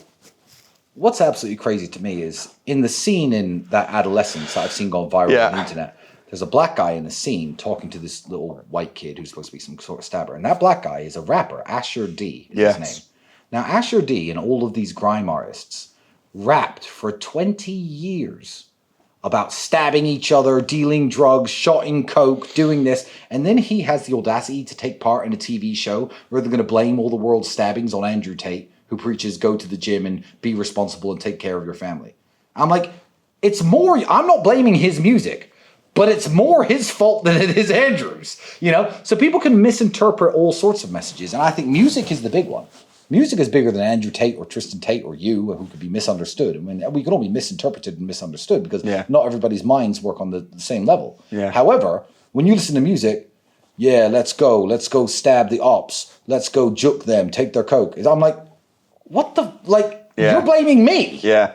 Music is the big one. It is. Yeah. And that's why I find it shocking that you get such a bad rep and the media give you such a hard time when they let Jimmy Carr off making paedophile jokes, and it doesn't make They had sense. to give me the bad rep, which leads into the question that we were talking about beforehand. Yes. They had to give me a bad rep because, as you said, Andrew and I had no hate. We were very well loved. No hate. And the funny thing is, we still are. The media convinces you that we're hated because the media doesn't shut up about me, but we're still very well loved. Most of the comments from the Andrew Tate video that I posted 2 days ago, most of it's positive. Exactly. I mean, there might be a few negative, cares? but the majority. The people who believe the media will type negative comments. But the majority is positive. Yeah, it is. And they had to give us a bad rep when they found out, I'll say it quite frankly, how big our balls were. We talked a lot of shit, and the moment we showed that we were willing to expose things and we really weren't going to listen to global, and at this point hundreds of thousands, if not millions of people were listening to us, that we were willing to put ourselves in danger to open other people's eyes, that's when they came for us. They came for us when I went to Sweden. COVID lockdowns happened in England, Germany, the United States, the UAE, all across Asia, China. COVID lockdowns were global. And as we all know now, you could have just done no lockdowns and it would have been probably basically fine. So I was like, I don't believe them. And I was saying I don't believe them. Still no hate. Nothing bad was happening. I get on the last flight from Romania to Stockholm, Sweden. 2 countries decided not to do lockdowns, Belarus and Sweden. They said no lockdowns, no vaccine mandates. It's all open doors, which is fine because English people can't see Sweden, can they? They don't see that in Sweden everyone's dancing around in nightclubs and partying and walking around and holding hands and kissing each other. The English people can't see that until Andrew and I went there and started live streaming. Hey guys, look what's going on in Sweden. Why are you in your houses? Are you stupid? Why do you believe what the government's saying? Hey, look at this. Here, look, here's a man and a woman walking down the road holding hands with a kid walking through a crowd. No one cares. COVID's fake. That's when they thought we have to do something about these two. That's the moment. And interesting. I think that was the turning point. Do you regret or do you have no regrets? No, I have no regrets because I was right. Right. So you just stand by it. Do you think that sometimes... I was correct. I never made a bad call. Lots of people criticize me. People who want to be in Andrew's place. People like Jordan Peterson, Ben Shapiro are very happy to criticize Andrew because they want to be the guy who young men look up to, but nobody looks up to them. But they got the vaccine and then they apologize later. A lot of people, you see, they make these mistakes and apologize later. Or they make these errors or they buy into the government bullshit and they apologize later. I'm telling you, in 3 years' time, the Tristan and Andrew Tate are human traffickers story is going to be the vaccine is safe and effective. It's going to be, that's what it's going to be. People buy into these things and later apologize. Andrew and I, from the first second, are like, no, this is absolutely bullshit. We're not partaking in this. We know it's fake. And we stuck by our guns. And I think that a lot of big money was involved in COVID. A lot of power players were involved in COVID. The people who run the media were certainly involved in COVID. And at that point, we had raised the black flag and shown ourselves to be enemies of the state. And that's when the hate started. And people believed the media. So some people who loved us eventually became, swayed and started hating us. But it's a very small minority. People overwhelmingly love us. Yeah. Well, we saw that, as you said, when we came in. Oh, yeah. It's hard. I have to take security guards everywhere I go. Yeah. It's and I don't mind people asking for photos. But the problem is they don't understand how much time it takes. They're like, oh, it's just a photo. Or one guy was just like, why are you being so arrogant? I turned around, I said, there's 30 of you here. Like, it's not just one photo. Like, my taxi's here. I have to get in the car. 30 photos, that's 15 minutes. I'm sorry, I'm leaving. Like, if you walk from one end of the mall to the other, it may take 15 minutes. If you stop for every photo, it's 45 minutes. I haven't got the time in the day. So I do try to take photos of as many people as possible. But people do love Andrew and I. Question about marketing. So, for someone starting a business, we've talked about sales. They need to learn to sell, and sales is the best skill on the planet.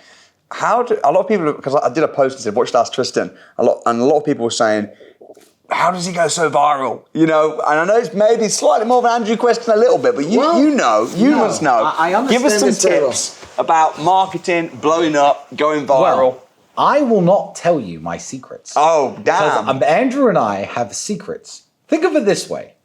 I am currently, I think this is going to change very soon, but I am currently banned on Instagram, YouTube, Facebook, TikTok. I am only allowed on X, which isn't the platform that everyone checks every day. And I make posts and put them on Rumble, which is a YouTube competitor, much smaller. Very few people have heard of this. How on earth do two men who have only Rumble and X... Right. You cannot scroll any platform in the world and not see my face. Can't. Now, that is a secret I will not divulge. Because that is a superpower that Andrew and I have. It's a superpower. And if someone hates you, they will see you every day. Oh, yeah. They'll see you every day, which must be quite revenge. Success is the best revenge. It's very funny. And it's very funny. People, you're going to prison. You're definitely going to prison last year. Now I'm in Dubai. Yeah. Driving my $5 million car around. These people must be hurting. You and Andrew must be some of the most famous people in the world. I mean, you've got like Elon Musk, Donald Trump. There's a few. As you say, even though you're banned from all the platforms, you cannot scroll without seeing you guys. Now that's a secret I won't Is that a secret inside of Hustlers University? I do. At least bits of it. I do allude to it. In the marketing campus of our university. How much is Hustlers University right now? $49 a month, and it's remained that way since we started the product. That's amazing. We've been under attack by the media. They've said it's a misogynistic platform that teaches people how to hate women or all sorts of nonsense. So I just post video interviews of me with women who are inside the platform who've transformed their businesses. I post them all over online, and then everyone's kind of shut up about it because it's now gotten to the point where the legacy of it is too strong, and it's been around for too many years, and they've said everything bad they can about it. But people, even people who dislike me, will join it and find value in there somewhere, whether it be the health and fitness campus, whether it be the business mastery campus, whether it be e-commerce or... You know what, Tristan? You can't burn the same ground twice. Exactly. Right.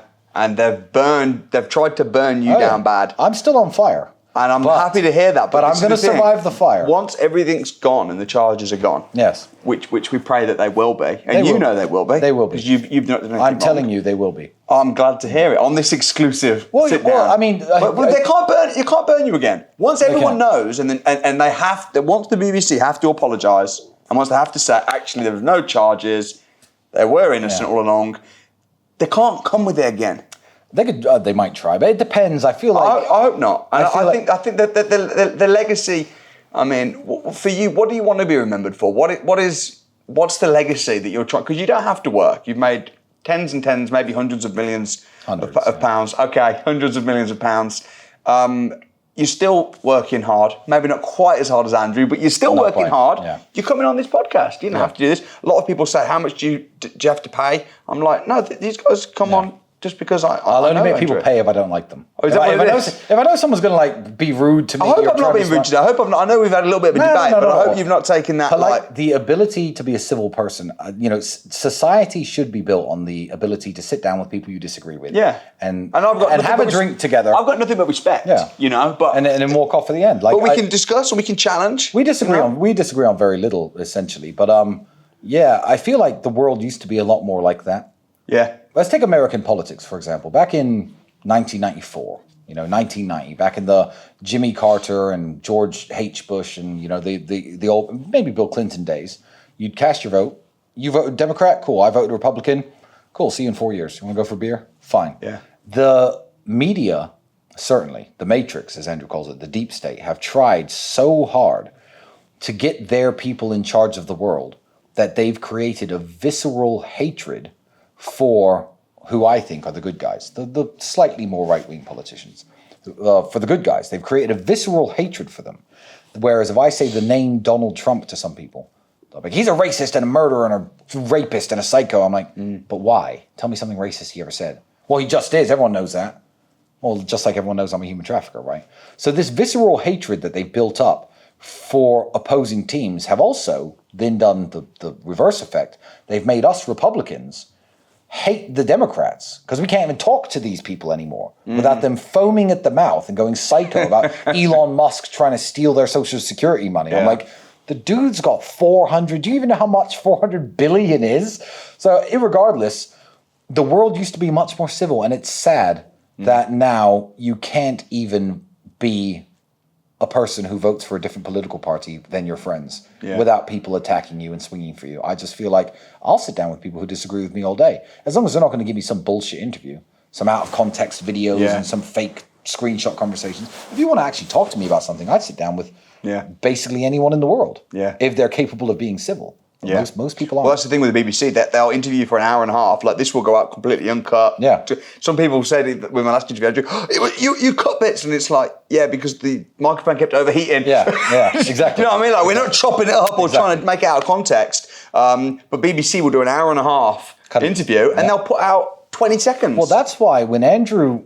You're smart. You're smart on this because you told him. Yeah, when Andrew spoke to that Lucy from the BBC, we don't trust the BBC. Yeah. So the interview that you would have seen would have made Andrew look bad if you had seen it the BBC's way. However, I recorded the whole thing on my own camera. And the moment she left, I said, fuck her. She doesn't have an exclusive on us. She's a loser. And I released the full interview. And everyone's like, Andrew destroyed the BBC. By the time the BBC 4 days later put their 9-minute version of the hour interview out, everyone's like, oh, they chopped it up. No one cares. So we beat them. Yeah. But, and that's smart. It's a smart thing to do that. I'll do that if I go for interviews. With people who are hostile, I put another camera there. Yeah. That's smart. Well, you don't use that with me because this will be going out completely uncut. Good. Beautiful. Of course. Unless you sneezed or something, you know. I don't know. But you're a Christian. Tell me about that, because I think it was a reasonably-ish recent thing, right? When you're in Romania. No, it's 7 years. Okay. We're talking a good long while. So you actual Christian, or would tick it on a box? No, I'm an actual. Love Jesus. I'm an actual Christian. Love Jesus. Go to church. I love that, man. Let me shake your hand for that.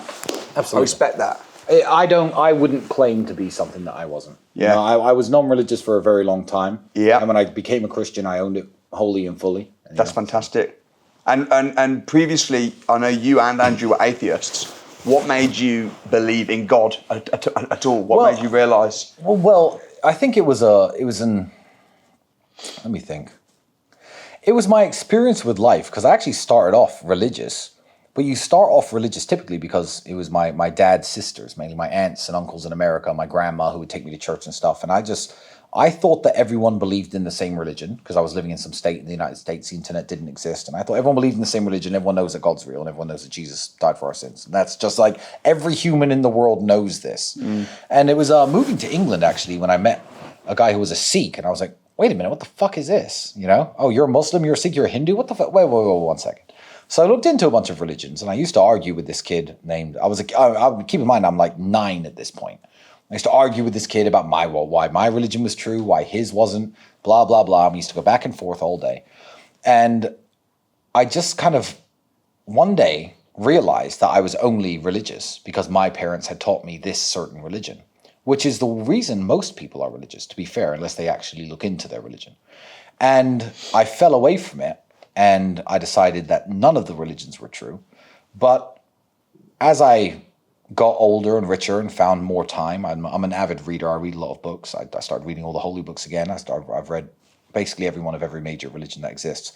Started reading the Bible again. I started researching Christianity, and I started researching Christian history, and the story of how Christianity spread around the world and how it moved from the Middle East, throughout all of Europe and Northern Africa, etc. And I fell back into Christianity because I understood it. As a kid, I was a Christian because my parents had told me to believe in X, Y, and Z. Never read a Bible. Most Christians have never read a Bible cover to cover. And it's like, yeah, I am this religion. My parents have told me that that's it, which is fine. By all means, take your parents' word on authority. But I think I was too cocky as a young man to just be like, I'm going to believe this because my parents said so. So I went years and years and years just not looking into it. I dismissed it. If I'd done some research earlier, perhaps I would have become a Christian much sooner. But it was when I started looking back into it, I was like, okay. Yeah, there's some truth to this. There's some truth to this. Well, that would be one hell of a coincidence. And then there you go. There you go. I'm a Christian again. Yeah. So. I love that story. And I think I sensed you probably were when you had the verse in. And I said, what does it say? And you knew the verse. Yeah. Because Donald Trump's funny when he says, I love the Bible. No one loves the Bible more than me. What's your favourite verse? Oh, I'm not going to go into that. Yeah. Well, which one was that short one? Jesus wept. The short one, I can't remember. Jesus the shortest verse of the Bible. Just remember that one. But no, that's great. And I think, talking of the UK, I think we need to come back to God. And I think that if there's a revival in the UK, I think it's going to be a Christian revival. And it will solve everything. It will solve everything. I agree. It has to be. There has to be a Christian revival in the UK because the political system is trying to be too fair, and it's far too weak for a great leader to come along and sweep the UK off its feet. If you see, I don't know if you like Trump or not, but I like Trump. He's a great leader. Just because I said I respect Keir Starmer doesn't mean I'm just saying I didn't know your opinions. But Trump came along and swept the USA off its feet, and the USA was failing. US aid was just funding everything in the world, and Donald Trump came along as a great leader and won this big election. In the UK, that's almost not possible. With the first past the post system and the constituencies and whoever, look into this if you're at home. I'm not going to give a whole lecture on how it works. But it's impossible for one great man to come along and say, I'm going to fix the UK. Yeah. You need 630 people. Right. But, it's very, very tricky. So, yeah, there has to be a Christian revival in the UK and a grassroots, I guess, uprising. More so than there needs to be some sort of political takeover to save the people who are currently living there with their mindset. I think so. Yeah. I think so. I've got some follow questions to end, but I do want to say this has been a really good interview. Yeah, that's and you look fantastic as well. And I've enjoyed it, man. I've enjoyed it. So I've got some follow questions. Let's go. So, just a few. Jake Paul fighting Anthony Joshua. That's what they're talking about. Yeah, Anthony Joshua will smash him. I think so. Jake's I guess a friend of mine. He's an acquaintance of mine now. I speak to him sometimes. And I respect him, and he's done something very difficult. A lot of people in his position would have just cashed out, got fat, got hooked on drugs, ended up sleeping with some porn star and just wasted their life away. He dedicated himself to fight sports, which is something I did in reverse. I was dedicated to fight sports back when no one cared, and I was a nobody fighting for almost no money. But I was very good at them, and then I went on to build my business and build my online platform. He built his online platform on being a jackass, dancing around in Pokemon costumes when YouTube was new. He was in the right place at the right time from his Disney kid management, etc. I don't want to take anything away from him, but I'm giving him massive credit from moving from the soft life into the difficult fighter's life. Yeah. Anthony Joshua, I actually sparred Anthony Joshua once many years ago. Yeah, but I know if I see him, we'll say hi. Like I know who he is. He knows who I am. Good dude. Single-handedly saved the reputation of British boxing by knocking out Francis Ngannou, who I respect. Yeah. But the performance Tyson Fury, who I'm a big fan of, again put on, made people question, is boxing actually legit? Or is it can't you just know how to punch and get in there? Yeah. Anthony Joshua single-handedly saved the reputation of heavyweight boxing. Massive fan of his, and he beat the fuck out of Jake Paul. I mean, I think so. But Jake Paul wants to actually fight him. And good, and I hope he makes a lot of money, and I hope he doesn't get his neck broken or anything serious, and I hope that he wakes up the next day after his 12-hour coma, and he's perfectly healthy. And I hope he, gets back to training and gets back to inspiring young men to, take up boxing, take up fight sports, which he is doing to some degree. So, yeah, respect. I like Jake Paul, though. I like Jake Paul. I have nothing against Jake. Interesting his dynamic with his brother compared to the dynamic with you and Andrew. A lot of people have talked about that. Have you seen the videos, the contrast videos? I have, and I would say that me and Andrew are me and Andrew. We're one in a million. Next fire question. The Apprentice or Dragon's Den? As a UK man? Dragon's Den. Why? I just found it a more enjoyable watch. Do you like Lord Sugar? Yeah, one of the quotes he said about 18 years ago inspired me and made me think I need to be rich. He said, they asked him about how he goes shopping. Yeah. And he says, well, Harrods will usually close sections off for me when I go into Harrods. And they asked him, do you look at prices? And he said, at this point in my life, if there's a shirt I like, I'm going to have the shirt, and the price is whatever the price is. That was the quote. And I didn't get it until I was maybe 28 or 29, when it got to the point where, Ferrari, yeah, I'll have it. Like, I want the car, the price is whatever the price is. And it's something Lord Sugar said, maybe 20 years ago. I don't know how old the quote actually was, but I saw it and I thought, I need to be that guy. I need to be that guy when I'm at my tailor on Savile Row saying, give me this gold jacket and this jacket encrusted with jade, a full suit, and give me these pair of handmade alligator shoes, and give me this and this and this. Send me the invoice. I want those things. The price is whatever the price is. And Alan Sugar, I found him very inspirational as a younger man. So I like a lot of aspects of his character. I can respect him. Okay. What about Dragon's Den? What do you think of Stephen Bartlett? I've noticed that you've not been on his show. You've not been on... No. Well, I'll be perfectly honest. Last time I watched Dragon's Den was 15 or 16 years ago. No, 12 years ago. But you know who Stephen Bartlett is? No, I don't. You don't know who Stephen Bartlett is? I can't remember which one he is. I remember all the old school dragons. See, I don't watch TV. I don't even listen to music. Have you heard of The Diary of a CEO? No. Bro, where have you been? In prison. Yeah, exactly. I had plenty of time to read there, but no one sent it to me. Check it out, man. You could have sent me the book, bro. I'd have to send you... You want me to read it? You could have sent me a copy. I should have sent you a copy. Yeah. Check him out. I'd love to see you on his podcast, The Diary of a CEO. That'd be a really good chat. But Stephen Bartlett's one of the new Dragon's Den And Yeah. he's an See, awesome- I haven't watched television in years, and I certainly haven't watched UK television. He in 11 or hosted a 12 years. debate with your mate Gary Stevenson from Gary Economics. Yes. You know Gary. I know who he is. Yeah, me and Andrew had a good chat about him. I know who he is. Yeah. He's your mate. Yeah, he's not my mate. He's not my mate at all. Mate, I don't know what it is. I feel like where do you think I am politically? On the scale of left or right? Centre right. Centre right. Yeah, I'll take Probably. that. I'll probably take that. Stop the illegal boats, let the good ones in. Yeah. That's where I am. Yeah. To be honest. That's exactly where I am. I feel like I'm just slightly braver to speak about issues because I say whatever I think. Yeah, fair. I don't have sponsors. Fair. I didn't mean you. I mean the general public. If you say like you should never have let Axel's father into Wales, which is fair. People will say racist, right? Yeah. Whereas I'm half black. And you have a mixed race kid. I do. I just noticed. Yeah, so people can't call you racist either. Well, they can. Just because you're just because you've got a mixed race kid as well, I don't think that means you can't be racist. Maybe it makes it a bit unlikely though, doesn't it? It's got to be a bit unlikely. Probably. Yeah. Probably. I mean, my mother was once sitting in a dinner in America. I don't know, actually. I don't think it does. I think that you can be mixed race and still be racist because you can just hate the white side or the black side of you. But if you hate yourself... Yeah, yes. If you're a self-hating person. What about people that whiten their skin?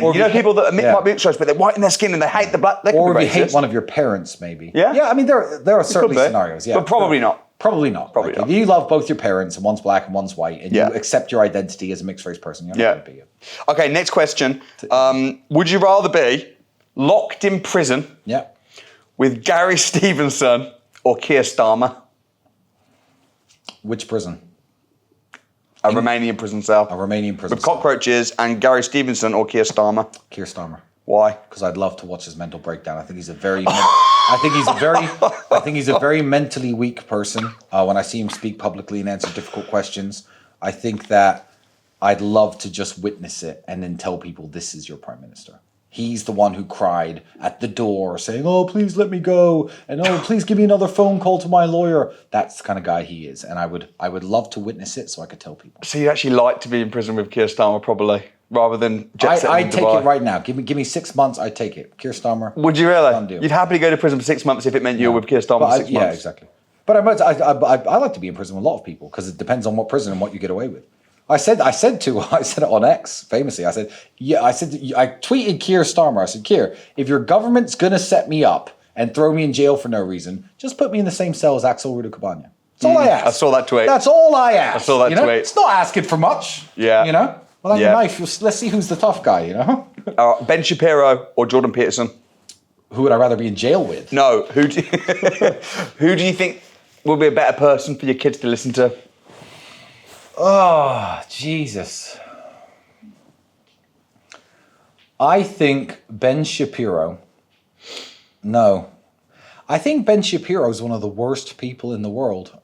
Yeah, potentially. Really? Yeah, I think he's inherently an evil person.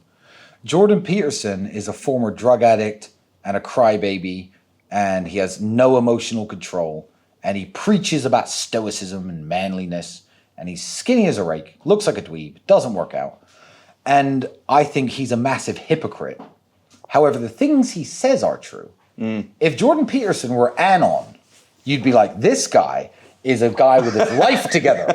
This guy would never be a drug addict. Yeah. He's focused. He's sharp. He's smart. He's definitely in great shape, clearly. I mean, the things this guy says. Yeah. So Jordan Peterson is a lot less threatening because a lot of the things he says are very good. However, he is a hypocrite. He absolutely is a hypocrite. He's the you put him through what I've just been through, he'd be hanging in his closet by now. 100%. He's mentally weak. He's very mentally weak and overly emotional. And he preaches stoicism. Him, of all people. I can find roadmen from Luton who could preach stoicism better than he can. These people have been poor and had no food to eat, living in homeless shelters. I can show you stoic people. He's not the guy. Sure, he has his university degree and he knows the arguments. What was it? Thucydides once said, "The nation that separates its scholars from its soldiers will have its fighting. No, will have its thinking done by cowards and its fighting done by fools." Right? Now that's a very, very good quote. And I think the truth behind it is a man needs to be both. And this sounds like the kind of thing Jordan Peterson would say, which is ironic. Because if you are not physically strong, fit, with a warrior's mindset, and you want to be an intellectual, okay, well then you're going to come with your intellectual power at the world from the wrong angle because you do not understand physical force, you know? Whereas if you're a big, strong, aggressive brute with absolutely no brain cells and no IQ and no intellect and no understanding of history or philosophy or politics or anything, then you're just an idiot who's useful for nothing. You know, you're a fool who could fight. So that's the kind of thing Jordan Peterson says, and it's very, very true, but I'm like, why is anyone listening to this guy then? Because he's an absolute melt, we'd say in English. He's a dweeb. He cries his eyes out every time he's asked a difficult question. I could talk about my kids getting death threats and all this stuff, and I'm not sitting here going, that's Jordan Peterson. But what he preaches is so opposite to who he is. So yeah, I'd rather my kids listen to Jordan Peterson, but I'd cover up the screen. Is that fair? You know what's funny? I like to withhold judgment until I meet someone. And I love a lot of what Jordan Peterson says. Usually me too. Why am I roasting him on your podcast? Because he doesn't withhold judgment until you meet someone. Okay. He won't shut the fuck up about why me and Andrew, especially. To be fair, he doesn't mention me. I'm not going to. But you guys are one, man. You're in business. If he knows Andrew, he knows who I am. But he will not shut up about Andrew, and he won't stop calling Andrew names, and he won't stop telling Andrew's insecure or toxic. I'm like, you don't know my brother. Right. Shut the fuck up about my brother. You've never met the guy. Yeah. You've never had a conversation with him. Shut up. I live with him. That's fair game. Yeah. It's fair game. So as far as I'm concerned, he can go fuck himself. Yeah. Like, I don't care about Jordan Peterson. He preaches about how you need to raise your kids right. I mean, his daughter's now married to some new dude but has a kid with a previous guy. I'm like, just shut up, Jordan, because you don't practice what you preach. And if you're going to start saying my name, then I'm going to start saying your name. Yeah. Why don't you shut up about me and I shut up that's about fair. you? If someone comes for you, then that's fair. Shut up about my brother and I'll shut up about him. Yeah, that's totally fair. But my points on him are valid. Yeah. Don't tell me they're not. Do not tell me they're not. They're valid. Thank Tristan, you. It's been a real pleasure. I appreciate you coming down to the podcast. Yeah. We'll have to do a part 2 sometime, maybe in some country. Maybe we'll see what after happens. I get out of the next jail. Yeah, after you get out of the next jail. Exactly. Hopefully with Keir Starmer. Yeah. Oh no, I'd love it. We'll see. My brother, thank you so much. Pleasure. Appreciate it. Thank you.